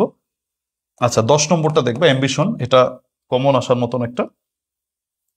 এরপরে হচ্ছে, হ্যাঁ, তারপরে হচ্ছে তোমার 16 নম্বরটা, 16 নম্বরটা, হ্যাঁ। তো এর ভিতর থেকে তোমরা যদি বলো যে স্যার কোনগুলো বেশি গুরুত্বপূর্ণ, আমাদেরকে একটু বলেন। 1 নম্বর জুলাই মুভমেন্ট, তারপর হচ্ছে 7, 8, 9, 10, অন্ততপক্ষে এই 5টা প্যাসেজ পড়ে যাবা, মানে একটু পড়ে যেতে পারো। যদি কমন এসে যায় আসতেও পারে, আর যদি আমরা নর্মালি দেখি প্যাসেজ কমন বাঁধে না, প্যাসেজ কমন বাঁধার কথাও না। ও, বইয়ের কয় নম্বর পেজে? আচ্ছা, পেজ নম্বর 7-এ, পেজ 7, পেজ নং 7, মনোযোগ দিবেন। আচ্ছা, এখানে দেখে তোমরা পড়ে নেবা। তো এগুলো ক্লিয়ার কিনা একটু সামনে বলো, তাহলে আমরা সামনে যেতে পারি। আচ্ছা, থ্যাংক ইউ সবাইকে সুন্দর সুন্দর কমেন্ট করার জন্য। স্যার পিক গুলো দেওয়া যায়? আচ্ছা, কোনটার পিক গুলো? আচ্ছা, তোমরা এখন বলো তো ক্লিয়ার কিনা, তাহলে ক্লিয়ার বললে সামনে চলে যাবো আমরা। প্যাসেজ গুলো তোমরা প্রথমে প্যাসেজের মাস্টার ক্লাসটা দেখবে। প্যাসেজের মাস্টার ক্লাস করলে আর কিচ্ছু দরকার পড়ে না। এরপর আরেকটু শিওর হওয়ার জন্য প্যাসেজ থেকে যেগুলো ক্লাস দেওয়া হয়েছে সেগুলো পড়বে। তারপর গুরুত্বপূর্ণ প্যাসেজগুলো আমি দাগাই দিলাম। তোমার হচ্ছে 1, 7, 8, 9, 10 এই 5টা বেশি গুরুত্বপূর্ণ, তোমরা বই থেকে দেখে দেবে। পেজ নম্বর 8। স্যার আমি তো বুক নেইনি, ওটা আমার পিডিএফ এও আছে, তোমার পিডিএফ গুলো দেখতে পারো। ঠিক আছে, আমি নেক্সটে যেতে পারি কিনা তোমরা একটু ক্লিয়ার লিখে দিলে আমি নেক্সটে চলে যেতে পারি। তোমরা একটু যদি আমাকে ক্লিয়ার লিখে দাও। ঠিক আছে, থ্যাংক ইউ। শুরু চলে যাচ্ছি আমি সামনে। আচ্ছা, সামনে যাচ্ছি, থ্যাংক ইউ। এরপর আসো, আমি তোমাদেরকে একটু জানাই দিতে চাই তোমরা পাস করার জন্য কিভাবে পাস করতে পারো, বা কিভাবে তোমরা তোমাদের পাস করার জন্য কোন কোন টার্গেট গুলোকে নিতে হবে সেটা একটু তোমাদেরকে বলবো। তারপরে আমি গ্রামাটিক্যাল পার্টে চলে যাব। প্রথমত কথা হচ্ছে আনসারিং কোশ্চেন, মানে করো প্যাসেজের থেকে আমরা কত পেতে পারি। প্যাসেজের থেকে আমরা টার্গেট হচ্ছে 10 পাওয়ার টার্গেট কিভাবে পেতে পারি, মানে প্যাসেজ থেকে 20 থেকে আমরা 10 কিভাবে পেতে পারি সেটা আমি একটু বলি তোমাদেরকে। প্যাসেজে প্রথমত আমাদের কি আছে, প্যাসেজে আমাদের প্রথমত অ্যান্সারিং কোশ্চেন আছে, প্রশ্নের উত্তর করা। এতে 6টা মার্কস থাকে। তুমি ঘটি বেটি মিলাইয়া মনে করো 3 পাবা, এর বেশি হয়তো তোমরা যে স্টুডেন্ট, আমি তোমাদের ক্যাপাসিটির কথা বলছি, তোমাদের যে ক্যাপাসিটি, অনেকের লেখার যে ধরন, তাতে 3-এর বেশি পাওয়ার কথা না অনেকেরই। তবে কেউ কেউ যদি এক্সট্রাঅর্ডিনারি থেকে থাকো সে হয়তো বেশি পেতে পারো। বলে আমাদের নর্মাল টার্গেট হচ্ছে 3। প্যাসেজ থেকে আমরা 3 প্রশ্ন থেকে 3 পাইতে পারি। 3টা প্রশ্নে 3, 2-এর ভিতরে 1 পাবো, 2 পাবো। এটা বাজেট করা বোধহয় ঠিক হবে না, বাজেট করলে অলিক কল্পনা হয়ে যাবে। আচ্ছা গেল। এরপরে আসো যে তোমার হচ্ছে word meaning plus sentence making, word meaning করা আর সেন্টেন্স মেকিং করা, এটা হচ্ছে আমাদের পাস মার্ক। এতে আমরা 2-এর বেশি টার্গেট ধরতে ভয় পাই, কারণ আমি তোমাদের সেন্টেন্স মেকিংটা শিখাচ্ছি। তোমাদের 2টো ক্লাস দিয়েছি, তোমরা যারা সেন্টেন্স মেকিং এর ক্লাসগুলো দেখেছো বা দেখছো, সেন্টেন্স মেকিং এ বোধহয় তোমাদের সমস্যাটা সমাধান হয়ে যাচ্ছে। তাতে সেন্টেন্স মেকিং করে আর হচ্ছে ওয়ার্ড মিনিংটা 2-একটা যা পারো তা থেকে লিখলে মোটামুটি 2 মার্ক হতেও পারে। যেহেতু 5টা লিখতে হবে, তো 5টায় হচ্ছে 10টা টপিক। প্রথমে তো ওয়ার্ড মিনিং 5টা, আবার এই 5টা বাক্যের সেন্টেন্স মেকিং, তাহলে 5 10টা টপিক না, হাফ হাফ করে। এই 10টার ভিতর তো 4টা হবে না? 4টা যদি হয়, মানে হয় বাক্য রচনা 2টা হবে, নাহলে ওয়ার্ড মিনিং 2টা হবে। সেটা যদি হয়, দুটো মিলাইয়া ঘটি বেটি মিলাইয়া মোটামুটি কত 2 হবে না? 2 বোধহয় হয়। তো 2 যদি হয়, 2টা আমি টার্গেট ধরলাম, প্যাসেজ থেকে 2 পাইলাম, মানে ওয়ার্ড মিনিং থেকে। মেইন আইডিয়া সাপোর্টিং আইডিয়া যদি ভালো করে লিখতে পারো, সেটা ধরো 4-এর ভিতরে 2 পাওয়া সম্ভব। সামারিটা যদি মেইন আইডিয়া সাপোর্টিং আইডিয়া ভালো করে পড়ো, সামারি লেখার টেকনিকটা দেখলে মোটামুটি 3 পাওয়া সম্ভব। তো সার্বিকভাবে আমরা কত পেতে পারি বলো? সার্বিকভাবে আমরা 10 পেতে পারি। সার্বিকভাবে প্যাসেজ পার্ট থেকে আমরা 10 নম্বর যদি ক্যারি করতে পারি, তাহলে আমরা মোটামুটি বলবো আমরা সাকসেসফুল। 10 পাওয়াটা কিন্তু অনেক ভালো একটা মার্ক, কারণ প্যাসেজের 10-এর বেশি পাওয়াটা অনেকটাই টাফ। এর জন্য তোমরা কমপক্ষে 10 পাওয়ার চেষ্টা করবে। এবার আমি গ্রামার পার্টে আসি। আমাদের গ্রামার পার্টে যেটা টার্গেট ধরতে হবে তোমার পাস করার জন্য, সেটা হচ্ছে প্রথমত সেন্টেন্স কারেকশনে 5-এর ভিতরে তোমাকে কমপক্ষে 4 পাওয়ার টার্গেট ধরতে হবে। আর কারেকশনে 5-এর ভিতরে 4 পাওয়াটা কিন্তু খুব বেশি কঠিন না, ম্যাক্সিমাম ছাত্রছাত্রী পেয়ে থাকে। তার জন্য তোমার সেন্টেন্স কারেকশনে 5-এর ভিতরে 4 এটা পাওয়া যায়, এটা খুবই কঠিন বোধ হয় না, আমি যেটা মনে করি। আচ্ছা, সেন্টেন্স মেকিং কি প্যাসেজের লাইন থেকে লিখলে হবে না? হবে না, নম্বর পাবে না। আচ্ছা গেল। এরপর আসো, ডব্লিউএস কোশ্চেনে 5-এ 4 বোধহয় পাওয়া যায়। রাইট ফর্ম অফ ভার্বস আমি বাজেট ধরছি 4-এর ভিতরে, 5-এর ভিতরে ধরো 4 পাইলাম।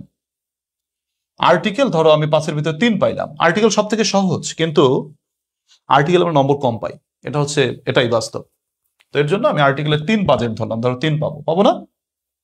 তোমাদের কি কনফিডেন্স আছে তো? আমার ক্লাস যারা এতদিন করেছো, কনফিডেন্স আছে কিনা যে কারেকশনে বলো, একটু কথা বলো তোমরা, 4-এর ভিতরে 5-এর ভিতরে 4 পাবো কিনা? ডব্লিউএস কোশ্চেনে আমরা কমপক্ষে 4 পাবো কিনা? রাইট ফর্ম অফ ভার্বসে 4 পাবো কিনা? আর্টিকেলে কমপক্ষে 3 পাবো কিনা? রিঅ্যারেঞ্জমেন্টে কমপক্ষে 3 পাবো কিনা? এটা একটু যদিও একটু মানে অলিক কল্পনা হয়ে যাচ্ছে, অনেকে 3 হয় না।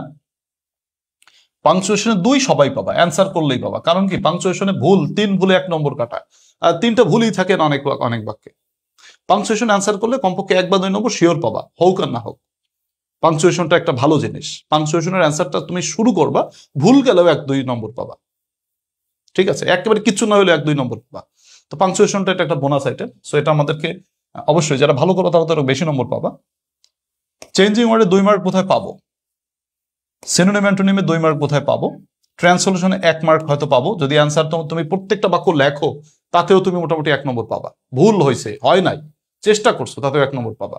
তাতে মোটামুটি আমাদের 25 কিন্তু হয়ে যায়। এখন যদি কারো কারো দেখা যায় কারেকশনে 4-এর বেশি হয়ে গেল, তাহলে নম্বর আরো একটু বেশি পাবা। ধরো ডব্লিউএস কোশ্চেন অনেকের 5টাই হয়, তাহলে আরো 1 বেশি পাইতেছো। রাইট হোমোফর্বস অনেকের 5টাই হয়, আর্টিকেল যদি 5টা হয়ে যায় কোনো মতে, তাহলে তো 2 মার্কস। আর্টিকেলে 1ও পাইলাম না আমি, কোনো সমস্যা নাই। আর্টিকেল মানে আর্টিকেল যদি 5 পাইয়ে যায়, তাহলে আমার ট্রান্সলেশনে 1ও পাওয়া লাগবে না, সমস্যা কি? 25 তো টার্গেট, তাই না? আমাকে 25 পাবো আমি, এটা। তো সেক্ষেত্রে ধরো তোমার মনে করো আর্টিকেলে যদি তুমি 5 পাইয়ে যাও, তাহলে তোমার মনে করো সিনোনিম অ্যান্টোনিম থেকে যদি তুমি 1ও পাইলে না, তুমি এটা নিয়ে তো তোমার কোনো আক্ষেপ নাই। আবার ধরো তুমি কারেকশনে 1 বেশি পাইলা, তোমার মনে করো তুমি এখন ওই চেঞ্জিং ওয়ার্ড থেকে তুমি 2-এর জায়গায় 1 পাইলা, টেনশন তো নাই। মোট কথা হচ্ছে আমাকে প্রত্যেকটা আইটেম থেকে কিছু কিছু নম্বরকে ক্যারি করতে হবে, একটু কম পাইলেও আরেকটা আইটেম দিয়ে ফিল আপ করে দিতে হবে। এইটা তোমাদের হচ্ছে কিনা এই মুহূর্তে। আমি তোমাদেরকে একটা রিভিউ টেস্ট নিয়েছি, আরো একটা রিভিউ টেস্ট আজকে দিব, কালকে 3 ভর 3টা রিভিউ টেস্ট দেওয়ার নিয়ত আছে। তোমরা এই টেস্টগুলো দিবা এবং নিজেকে ঝালাই করবা, বই পড়ার তালে তালে থাকবা। এবার আসো রাইটিং পার্ট সম্পর্কে একটু কথা বলতেই হচ্ছে। আচ্ছা, রাইটিং পার্ট সম্পর্কে একটু কথা বলি। আমরা রাইটিং পার্টের ব্যাপারে প্যারাগ্রাফ সম্পর্কে একটু কথা বলি। প্যারাগ্রাফ সম্পর্কে আমরা কি করি? প্যারাগ্রাফ সম্পর্কে আমাদের নম্বর কত? 8। তোমরা যারা স্ট্যান্ডার্ড ভাবে পড়ো, মনে করো একটা প্যারাগ্রাফ দিয়ে একটাই পড়ো, মনে করো ট্রিপল আনটেশন, এটা কোনো শর্ট টেকনিকে যাও নাই তুমি, তাহলে তুমি কত পেতে পারো? তুমি 4 পেতে পারো, 5 পেতে পারো, বা 6ও পেতে পারো। লেখার উপস্থাপনা মোতাবেক যারা স্ট্যান্ডার্ড লেখো এরা বেস্ট। যারা ফরম্যাট লেখো, ফরম্যাট বোঝো তো, যেমন মনে করো বিজ্ঞান বিষয়ক একটা ফরম্যাট, সামাজিক সমস্যা বিষয়ক একটা ফরম্যাট, মানবীয় গুণাবলী বিষয়ক একটা ফরম্যাট, তারপর ধরো হচ্ছে তোমার রিসেন্ট বা সাম্প্রতিক বিষয় সম্পর্কীয় একটা ফরম্যাট। এইভাবে যারা ফরম্যাট আকারে পড়ো, বিষয়ের উপর ভিত্তি করে পড়ো, তারা হচ্ছে ধরো 8-এর ভিতরে 2, 3 বা 4 পেতে পারো। যারা so called good side bad side পড়ো, গুড সাইড ব্যাড সাইড দিয়ে সবগুলো কভার করা সম্ভব না। মনে করো আমি তোমাদেরকে উদাহরণস্বরূপ বলি, যদি বলি তোমার মোবাইল ফোন, এটার মধ্যে গুড সাইডও আছে, ব্যাড সাইডও আছে।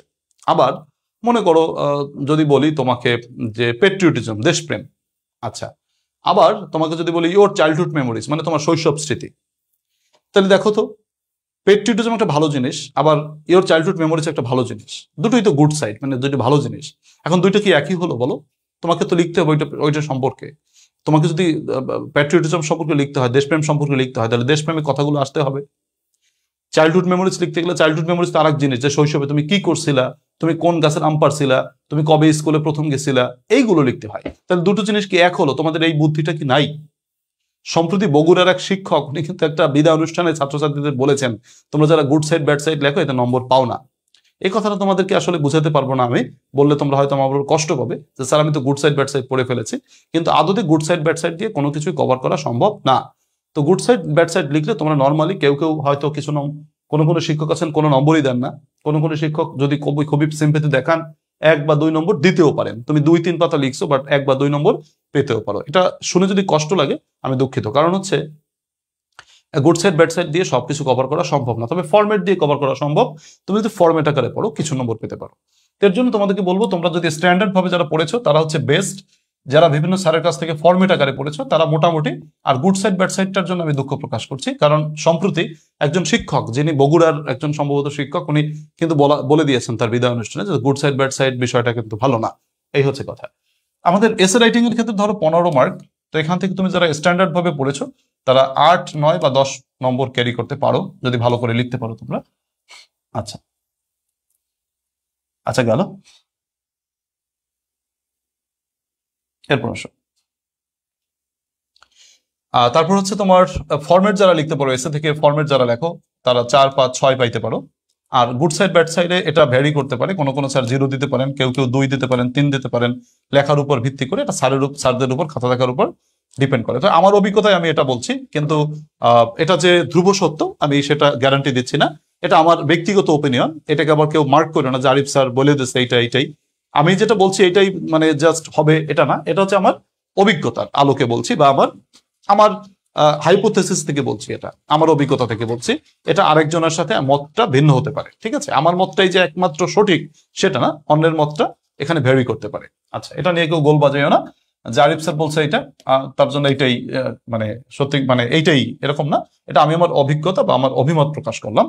এরপর অ্যাপ্লিকেশন রাইটিং এর জন্য তোমরা হচ্ছে যারা স্ট্যান্ডার্ড ভাবে লেখো তারা 5, 6, 7 পেতে পারো, আর যারা ফরম্যাট পড়ো 3, 4, 5 পেতে পারো। আর গুড সাইড ব্যাড সাইড যারা পড়ো তাদের ব্যাপারে আমার কোনো কমেন্ট নেই। নোটিশ, পোস্টার, অ্যাডভার্টাইজমেন্ট আমাদেরকে নর্মালি আমরা 4 মার্কের প্রশ্ন এটা। যারা স্ট্যান্ডার্ড ভাবে পড়ো তারা 2, 3, 4 পেতে পারো। ফরম্যাট পড়লেও 2, 3, 4 পাওয়া সম্ভব, কারণ হচ্ছে এইগুলোর ফরম্যাট লেখা যায়, এগুলোর ফরম্যাট লিখলে অসুবিধা হয় না, কারণ এগুলো মূলত ফরম্যাটের আইটেম, এগুলো ফরম্যাট আকারে লিখবো। তবে গুড সাইড ব্যাড সাইড সম্পর্কে আমার কোনো কমেন্ট নাই।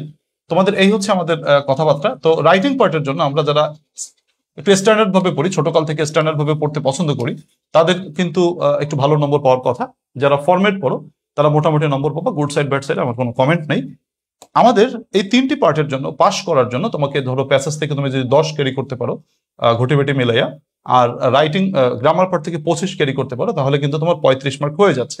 পাসের জন্য আর 5টা মার্ক প্রয়োজন। তো রাইটিং পার্ট থেকে তোমরা 5 মার্ক ক্যারি করাটা অনেক সহজ। তাই 3 পার্ট মিলিয়ে তোমাকে 40 পেলেই তোমার পাস। সেটা তোমরা একটু সতর্ক থাকবে।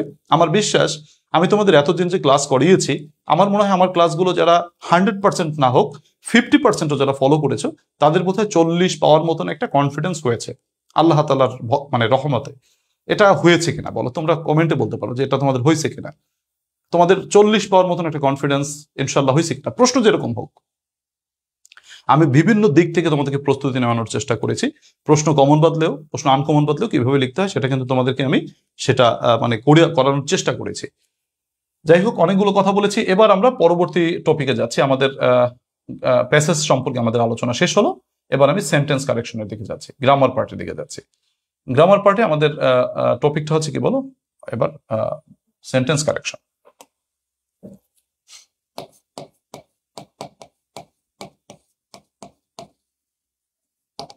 সেন্টেন্স কারেকশনটা নর্মালি 2 দাগে থাকে,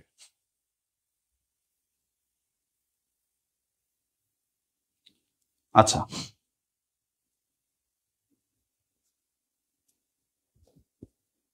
আচ্ছা, ম্যাক্সিমাম 40 পাওয়ার কনফিডেন্স তৈরি হয়েছে, আলহামদুলিল্লাহ। ধন্যবাদ সবাইকে বলার জন্য। তো দেখো, সেন্টেন্স কারেকশনের ব্যাপারটা হচ্ছে শুধু উত্তর বাক্যটি লিখবে, প্রশ্ন বাক্যটি উঠানোর দরকার নেই,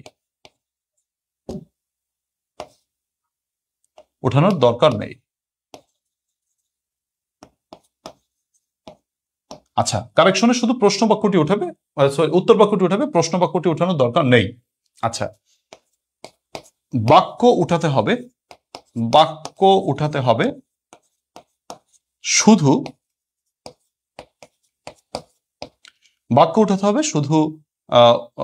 শব্দটি লিখলে হবে না, মানে তোমরা অনেক সময় দেখা যায় যে কারেকশনে শুধু শব্দটি লিখলে হবে না, বাক্যটি পুরোটা উঠাতে হবে। আচ্ছা, সিরিয়াল মেইনটেইন করার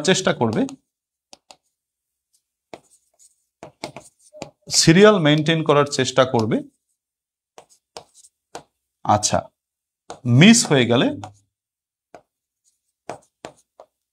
সমস্যা নেই। আচ্ছা, বাংলা লেখাটা একটু বুঝতে কঠিন হতে পারে, আমি জাস্ট বলছি।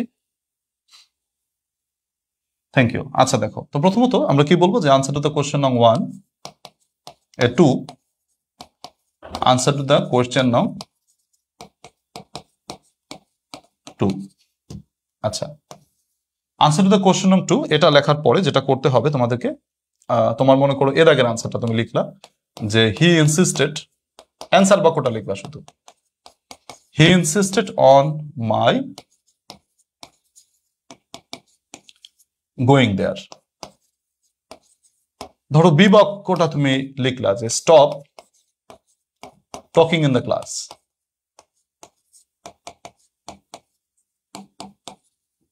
ধরো সি দ্য অ্যান্সারটা তুমি লিখলা যে পেন থ্রু দ্য লাইন। আচ্ছা, পেন থ্রু দ্য লাইন। দেখা গেল তুমি এবিসি পারছো, এখন তুমি আর ডি দাগ পারো না, ই দাগও পারো না, এখন পারো এফ দাগ, বা এখন তুমি জি দাগ পারো, জি দাগ পারো, এখন তুমি জি দাগ পারো। যেমন তুমি জি দেখলাম যে হি ড্রিমড এ সুইট ড্রিম, সে একটি মিষ্টি স্বপ্ন দেখেছিল, এটা লিখছো। এখন তোমার মনে হইলো স্যার এখন তো আর পারতেছি না, এখন কি করবো, এখন তো আমার মনে পড়ছে আমি ডি দাগের অ্যান্সারটা পারতাম, এখন আমার মনে পড়ছে আমি কি করবো। হ্যাঁ, লেখো ডি দাগ, এখানে লেখো, অসুবিধা কি, ডি দাগ লেখো যে তোমার হি অ্যাভেইলস হিমসেলফ অফ দি অপরচুনিটি।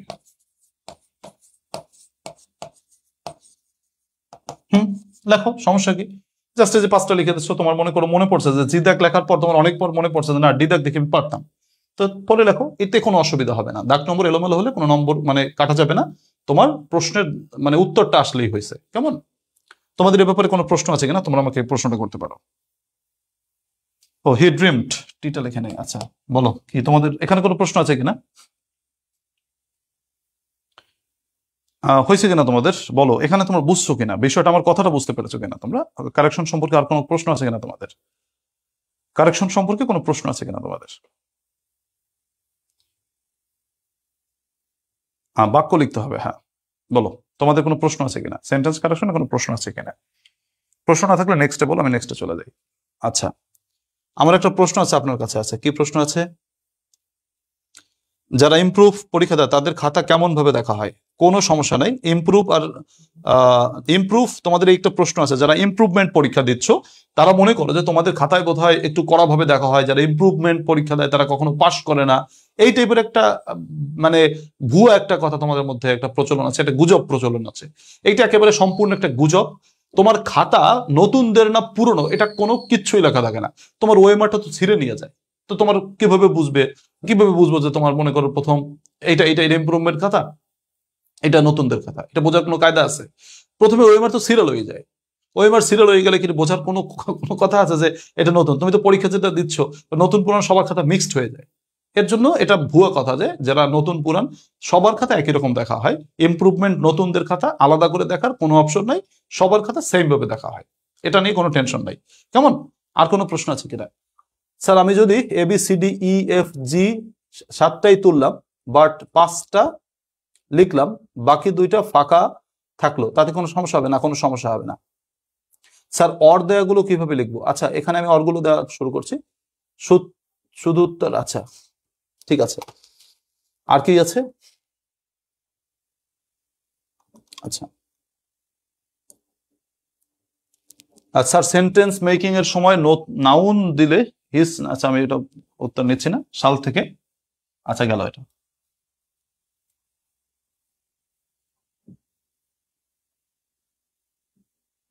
আচ্ছা জাসমিন জাহান জুমি বলছো, স্যার আমি সবসময় প্রশ্ন লিখে উত্তর করি, না হলে আমার ভালো লাগে না। না প্রশ্ন উঠাবে না, প্রশ্ন না উঠে উত্তর করবে, গেল এটা। এরপর আসছে তোমাদের ফ্রেমিং ডব্লিউএস কোশ্চেন। আচ্ছা ফ্রেমিং ডব্লিউএস কোশ্চেনের উত্তর করার ক্ষেত্রে তোমাকে যেটা করতে হবে প্রথমত হচ্ছে শুধু উত্তর বাক্যটি লিখবে,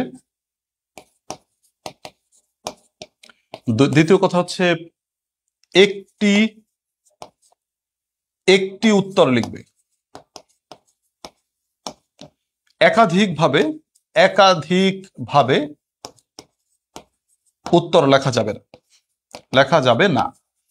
একটা ফ্রেমিং ডব্লিউএস কোশ্চেন অনেকভাবে উত্তর করা যায়, তো অনেকভাবে উত্তর করা যায় কিন্তু আমরা অনেকভাবে লিখবো না, আমরা একটা উত্তর লিখবো। ঠিক আছে, তুমি পারো 2-3 ভাবে লিখে মানে তোমাকে ই করা লাগবে না এখানে, জাস্ট ই করা লাগবে না, মাতব্বরি করার দরকার নাই, জাস্ট হচ্ছে একভাবে উত্তরটা করবে।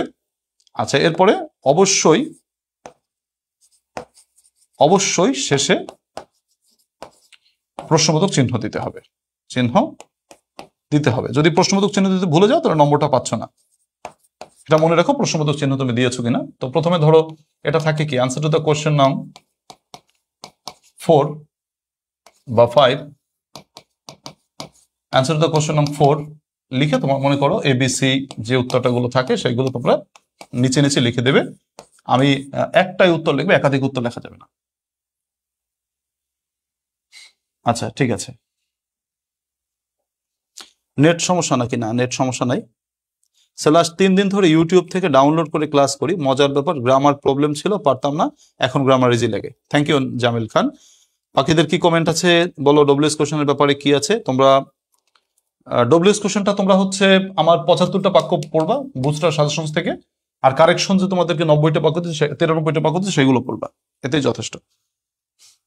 আচ্ছা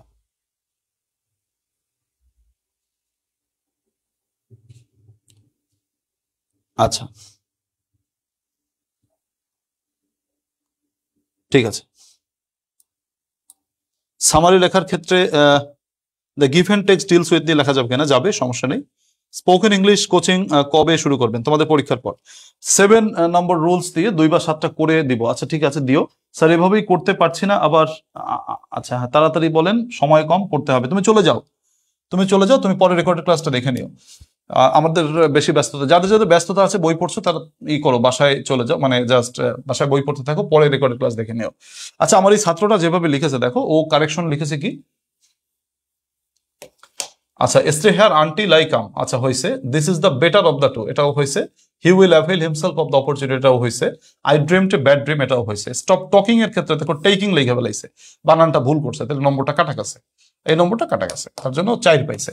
দেখো ভুলটা কি করছে, টকিং লিখছে, টকিং না তো, স্টপ টেকিং। ওই প্রশ্নে কিন্তু টক লেখা ছিল, এল কে লেখা ছিল, এলটা দেয় নাই। দেখো এই ভুলটা কিন্তু আমরা করে ফেলি, ও কিন্তু খাতাটা রিভাইজ করছে, রিভাইজ করলে কি হবে, ওই ভুলটা ধরতে পারে নাই, কাটা গেছে। আমাদের এরকম হয়, আমরা খাতাটা খুব ভালো করে রিভাইজ করব, লেখার পরে ভালো করে রিভাইজ করব, তোমার যে কোথায় কি ভুলটা রয়ে গেছে তুমি নিজেও জানো, কেমন? এর জন্য সবাই খাতাটা ভালো করে রিভাইজ করবে, যাতে বানান কোনো ভুল না রয়ে যায়, তাহলে কিন্তু ঝামেলা হয়ে যেতে পারে। দেখো ও যত্ন করে লিখেছে, এটা উত্তরটা ওর হয়েছে, বাট প্রশ্নে লেখা ছিল স্টপ টু টক, ও টকই লিখেছে কিন্তু এলটা লেখা নাই, নম্বরটা কিন্তু পায় নাই। সো এভাবে তোমরা একটু সবাই খেয়াল রাখবে। কারেকশন কি বক্স করে লিখতে হবে? না, বক্স করে লিখতে হবে না। ও কি করছে, বক্স করে ওটা হচ্ছে ওর ওই স্কেল আছে না, 4 কোণা স্কেল, ওইটা দিয়ে ও ই করছে, এর জন্য বক্স বক্স লাগতেছে, ওই 4 কোণা স্কেল দিয়ে মার্জিন করছে, একদম বক্স বক্স লাগতেছে। আচ্ছা, এরপর আসে আনসার তো কোশ্চেন নং 3। আচ্ছা, পোস্টার না, পোস্টার সম্পর্কে এখানে আলোচনা এখনো করি নাই, পরে ডব্লিউএস কোশ্চেনটা কোথায় লিখছে দেখি। আচ্ছা, ডব্লিউএস কোশ্চেনটা এখানে লিখছে, ওর 5টাই হয়েছে। দেখো ডব্লিউএস কোশ্চেন 6 দাগে লিখছে। প্রত্যেকটা প্রশ্ন ও কি করছে, ও হচ্ছে তোমার সিরিয়াল মেনটেন করে লিখছে, তো তোমরা এভাবে করে লিখতে পারো। জাস্ট এভাবে জাস্ট পরীক্ষা উপস্থাপন করতে পারে যে এবিসি। ও কি করছে দেখো, এ দাগ পারেই নাই, এ দাগ লেখেই নাই, বি দাগ লিখছে, তারপরে সি দাগ লিখছে, তারপরে ডি দাগ লিখছে, এফ দাগ লিখছে, জি দাগ লিখছে, মানে ও হচ্ছে 2টা বাদ দিছে, এ আর ই বাদ দিছে, ও যে কটা পারছে ও সেই কটা লিখছে, তাতে ওর নম্বরটা হয়েছে, সমস্যা নাই। ঠিক আছে, আচ্ছা তোমরা আশা করি বুঝতে পারছো কথাগুলো আমার। আচ্ছা,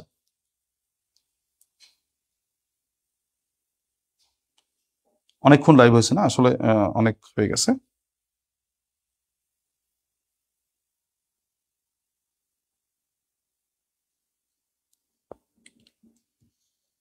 তো ঠিক আছে, এরপর আসো আমাদের কথাবার্তা। এরপর আমাদের আর্টিকেল লেখার ক্ষেত্রে, ও রাইট ফর্ম অফ ভার্বস লেখার ক্ষেত্রে, এরপর right form of verbs, right form of verbs. আচ্ছা, শুধু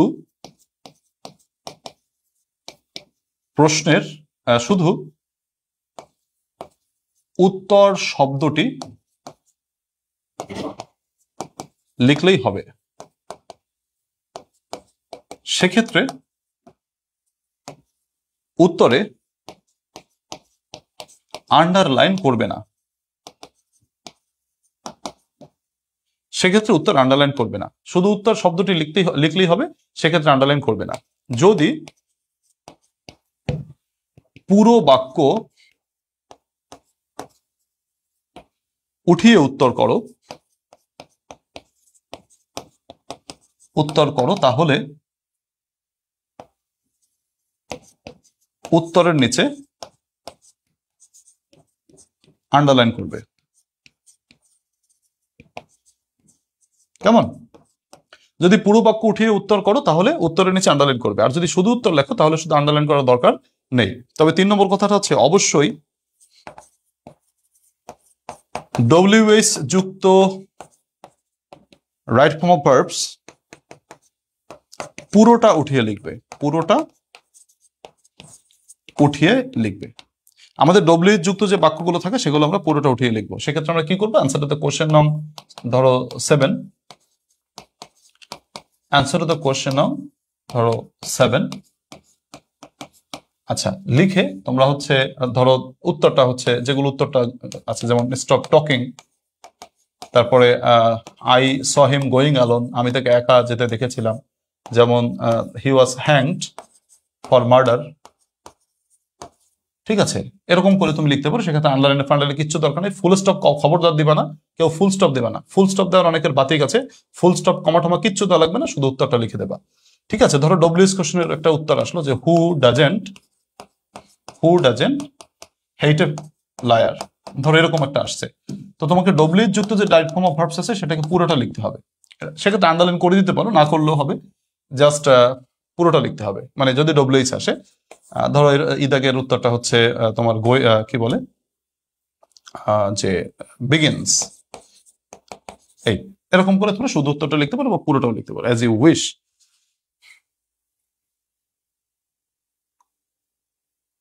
আন্ডারলাইন করার সময় কি রং কালি ব্যবহার করবো না, শুধু জাস্ট কলম ইয়ে করবো। স্যার সম্পূর্ণ লিখলে আন্ডারলাইন না দিলে সমস্যা হবে, একটু সমস্যা হয়।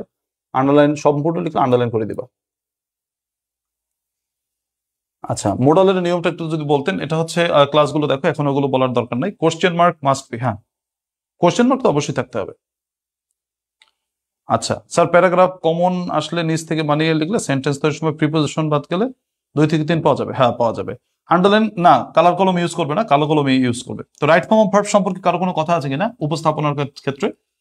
স্যার কোশ্চেন লেখা কি কিউ ক্যাপিটাল লেখা ঠিক হবে? না না না, শুধু ছোট হাতের অক্ষরে লিখবা। অ্যান্সার তো কোশ্চেন নাম, কিউটা ছোট হাতের অক্ষরে লিখবা। তো আমাদের রাইট ফর্ম অফ ভার্বস মোটামুটি তোমরা বুঝতে পেরেছো। কারো কোনো প্রশ্ন থাকলে রাইট ফর্ম ভার্ব থেকে প্রশ্ন করতে পারো আমাকে। আচ্ছা, কারো কোনো প্রশ্ন আছে না? কমেন্ট দেখলেই কুল পাই না ক্লাস। আচ্ছা স্যার ফুল স্টপ না, ফুল স্টপ কিচ্ছু দেওয়া যাবে না, খবরদার কিচ্ছু দেওয়া যাবে না, ফুল স্টপ দেওয়া যাবে না। না ফুল স্টপ দিলে নম্বর কাটাও দিয়ে দিতে পারে, ফুল স্টপ দিবে না। কারণ ফুল স্টপ কখন বসে? একটা বাক্যের শেষে বসে। তো এটা তো কোনো সেন্টেন্সই না, তো তুমি ফুল স্টপ কেন দিবা বলো? এটা তো একটা বাক্যের শেষের দিকে ফুল স্টপটা বসে, এটা তো সেন্টেন্স না, তা তো কেন ফুল স্টপ দিবা? ফুল স্টপ দেওয়া যাবে না। এত প্রশ্ন যে মানুষ কোথায় পায় জানি না। আচ্ছা ফুল স্টপ কি দিব না? না ফুল স্টপ দিবা না। আচ্ছা রাইট ফর্ম অফ ভার্বস এর জন্য কি পড়বা? বুস্টার সাজেশন প্রথমত পড়বা, বুস্টার সাজেশন পড়বা, এরপরে বিগত বছরের প্রশ্নগুলো দেখে যাবা, এতেই যথেষ্ট। তোমার এত প্যারা নেওয়ার দরকার নেই। বুস্টার সাজেশন পড়বা, বিগত বছরগুলো পড়বা। শেষ মুহূর্তে অনলাইনে ঘুরঘুর কম করবা, যে শেষ মুহূর্তে অনলাইন থেকে তোমাকে একটা প্রশ্ন দিয়ে দেবে, তুমি ওইটা দিয়ে পরীক্ষা দেবা, এটা ভুলে যাবে, এটা কখনোই হয় না। আর শেষ রাতে সাজেশন, এটা খুবই গুরুত্বপূর্ণ। এ টাইপের কোনো কথা, এটা ভুয়া, এটা গুজব। কারণ হচ্ছে কি, যদি আগে থেকে দিত, আগেই দিয়ে দিত। শেষ রাতে বা শেষের 2 দিন কোনো ইম্পর্টেন্ট সাজেশন থাকে না। আগে যা পড়ছো ওইটাই রিভাইজ করবা, এখন নতুন করে সাজেশন পাবো ওইটা পড়বো, এরকম কোনো তোমার না। আচ্ছা তারপর আসো আমাদের এরপরে আর্টিকেলের কথা বলি। আর্টিকেলটা কিভাবে লিখবা? আর্টিকেল শুধু উত্তর লিখতে হবে, শুধু উত্তর লিখবে। সেন্টেন্সের শুরুতে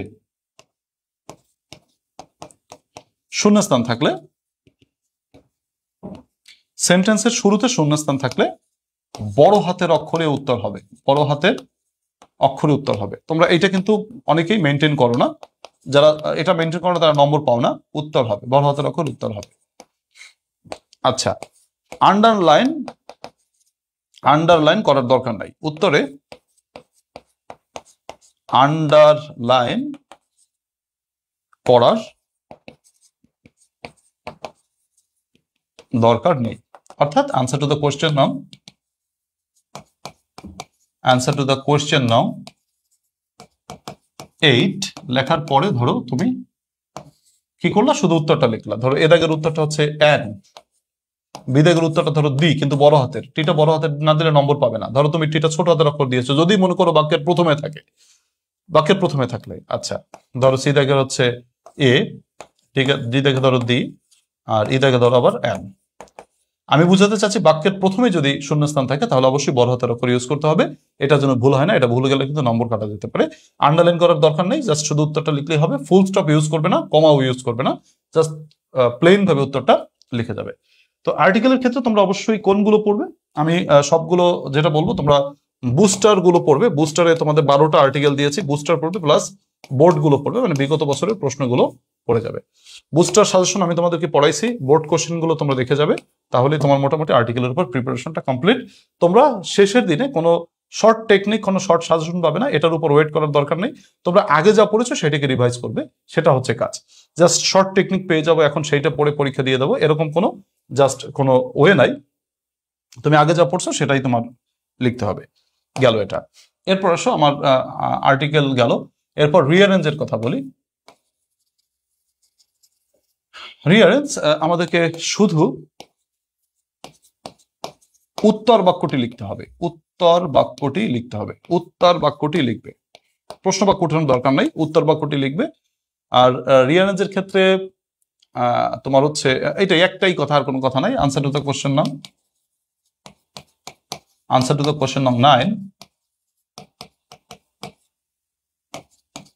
কোশ্চেন নাম্বার 9 লিখে তারপর তুমি জাস্ট ABCD আকারে নিচে নিচে উত্তরটা লিখে দেবে। এখানে বোধহয় তোমাদের কোনো কথার দরকার নেই। রিঅ্যারেঞ্জে তোমরা জাস্ট যেভাবে পারো সেভাবে লিখে দেবা, যেভাবে হয় আর কি বাক্যগুলো।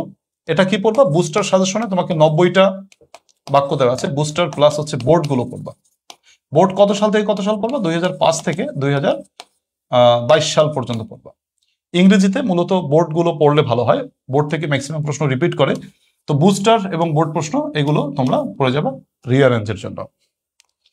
রিঅ্যারেঞ্জের পর আমাদের পরীক্ষা আসে হচ্ছে তোমার punctuation mark, punctuation and capitalization. দেখো, পাংচুয়েশন এন্ড ক্যাপিটালাইজেশন লেখার ক্ষেত্রে তোমাদেরকে শুধু উত্তর প্যাসেজটি উঠাবে, শুধু উত্তর প্যাসেজটি উঠাবে, প্রশ্ন প্যাসেজটি উঠানোর দরকার নেই, শুধু উত্তর প্যাসেজটি লিখবে। আচ্ছা, ফুল স্টপের পরে কি বড় হাতের অক্ষর লিখতে হবে? হ্যাঁ, অবশ্যই। আচ্ছা, যেমন অ্যান্সার টু দ্য কোশ্চেন নং 10, অ্যান্সার টু দ্য কোশ্চেন নং 10 এগুলো তোমরা লিখে তারপরে হচ্ছে উত্তর প্যাসেজটা জাস্ট উঠাবা, তাতেই তোমার যথেষ্ট হয়ে যাবে। তো এটা কোথা থেকে পড়বা, তোমরা হচ্ছে আমার যে বুস্টার সাজেশন দিয়েছি 7টা বুস্টার সাজেশন পড়বা, প্লাস হচ্ছে বোর্ড কোশ্চেন গুলো পড়ে যাবা। বোর্ড বলতে কত, 2005 থেকে 2022 সাল পর্যন্ত বোর্ড গুলো দেখে যাবে, জাস্ট ইট। এরপর আসো, আচ্ছা এরপর আসো তোমাদের আসবে চেঞ্জিং সেন্টেন্স।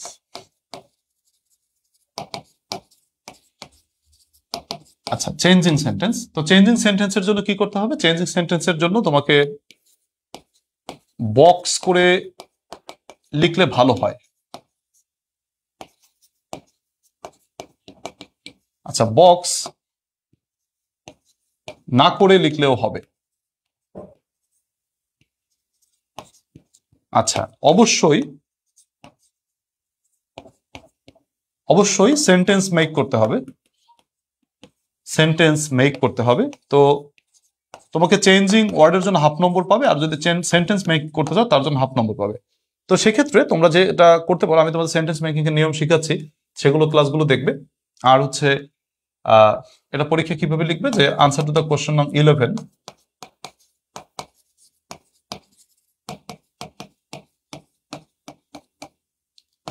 আচ্ছা এটা দেখে বক্স করলে ভালো হয়, বক্স না করলেও হবে। আচ্ছা, বক্স করে প্রথমটা লিখবে গিভেন ওয়ার্ড, তারপর হচ্ছে সেন্টেন্স মেকিং। আচ্ছা ধরো, ও সরি, গিভেন ওয়ার্ড আমার তো ভুল হয়ে গেল, গিভেন ওয়ার্ড, তারপর হচ্ছে তোমার চেঞ্জড ওয়ার্ড, পরিবর্তিত শব্দ, তারপর হচ্ছে সেন্টেন্স মেকিং।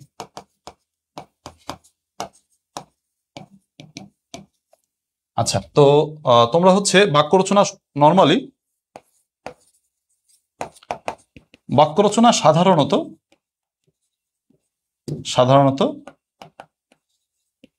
চেঞ্জ ওয়ার্ড দিয়ে করতে হয়,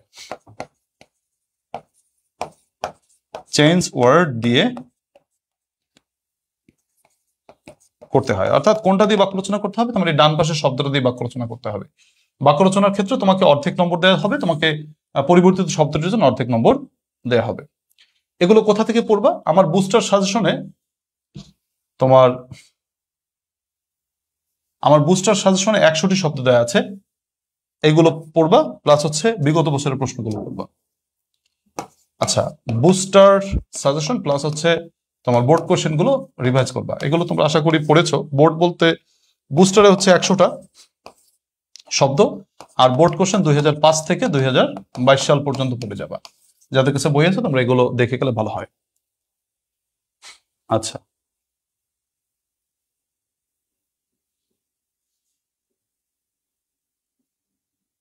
আর ডিগ্রি প্রশ্নগুলো প্র্যাকটিস করলে ভালো হয়, যদি পারো সেটা প্র্যাকটিস করে যাবা আর কি। গেল, এরপর আসো সিনোনিম অ্যান্টোনিম।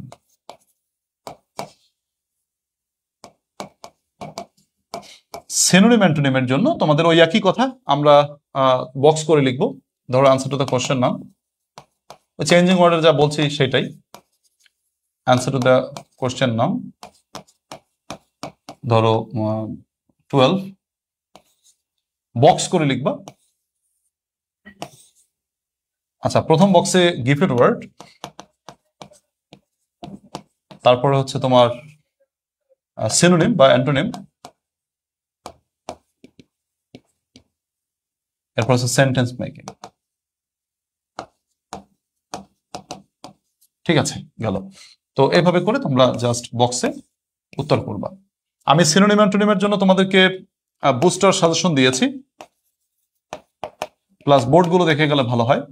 বোর্ড যদি একান্ত না পারো, বোর্ড বাদ শুধু বুস্টার দেখে যাবা। সেগুলো হচ্ছে প্রত্যেকটি গ্রামারের জন্য। তোমার বোর্ড যদি ডিস্টার্ব মনে হচ্ছে এই মুহূর্তে তুমি কিচ্ছু পড়ো নাই, বোর্ড না পড়লেও হবে, জাস্ট বুস্টার সাজেশন গুলো দেখে গেলেও হবে। কারণ বুস্টার সাজেশন হচ্ছে বোর্ড এবং টেস্ট পেপারসের সমন্বয়ে জাস্ট তৈরি করা। তো সেক্ষেত্রে বুস্টার সাজেশনে যা আছে সেগুলো পড়বে, প্লাস বোর্ড কোশ্চেন গুলো পড়বে। এবার আসো ট্রান্সলেশন নিয়ে কথা বলি, যেটা তোমাদের আতঙ্কের সাবজেক্ট। আচ্ছা, দেখা গেল তোমার মনে করো পরীক্ষায় আনসার টু দ্য কোশ্চেন নং 13, আনসার টু দ্য কোশ্চেন নং 13। আচ্ছা, ধরো ট্রান্সলেশনের উত্তর তুমি করছো, এখন তোমার সবকটি বাক্য তুমি পারো না। প্রথম বাক্যটা পারো যে Dhaka is the capital city of Bangladesh. ধরো প্রথম বাক্যটা পারো, Dhaka is the capital city of Bangladesh, ধরো এটা পারো। এখন দেখা যাচ্ছে তুমি দ্বিতীয় বাক্যটা পারতেছো না, কোনোভাবেই পারতেছো না, হচ্ছেই না, তুমি লিখতেই চাচ্ছ না। ওকে ফাইন, তুমি ফাঁকা এইভাবে একটা টান দিয়ে রাখো, এইভাবে টান দিয়ে রাখো যে তুমি এই বাক্যটা পারতেছো না, টান দিয়ে রাখো। তারপরের বাক্যটা পারতেছো যে load shedding is a great problem here, great problem here. Fine, তুমি তারপরের বাক্যটা পারতেছো না, ফাঁকা রাখো। তারপরের বাক্যটা পারতেছো যে উই শুড সেভ ঢাকা, আমাদের ঢাকাকে বাঁচানো উচিত। হ্যাঁ, লেখো। এখন তোমার যদি মনে হয় তুমি এই বাক্যটা লিখেছো বাট ভুল লিখেছো, তাতে কি তুমি ওই বাক্যের নম্বরটা কাটা যাবে, কিন্তু অন্য বাক্যের নম্বরটা তুমি পাবে। তোমার যে বাক্যটা ভুল গেছে ওই নম্বরটা তোমার কাটা যাবে, বাট যে বাক্যটা হয়েছে ওই বাক্যটার নম্বর তুমি পাবে। এটা নিয়ে টেনশনে কিছু নাই, কেমন?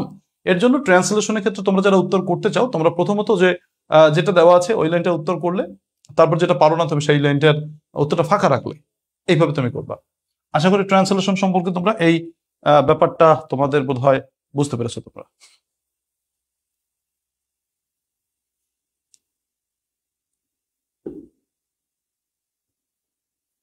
রিটেন সাইড কমিয়ে দেন স্যার, আমি দুঃখিত, রিটেন সাইড কমিয়ে দেওয়ার কিছু নাই। ট্রান্সলেশন রিটেন সাইড আগেই দিয়েছি, আরো 10 দিন আগে দিয়েছি, পরীক্ষার আগে কমিয়ে দেওয়ার কিছু নেই।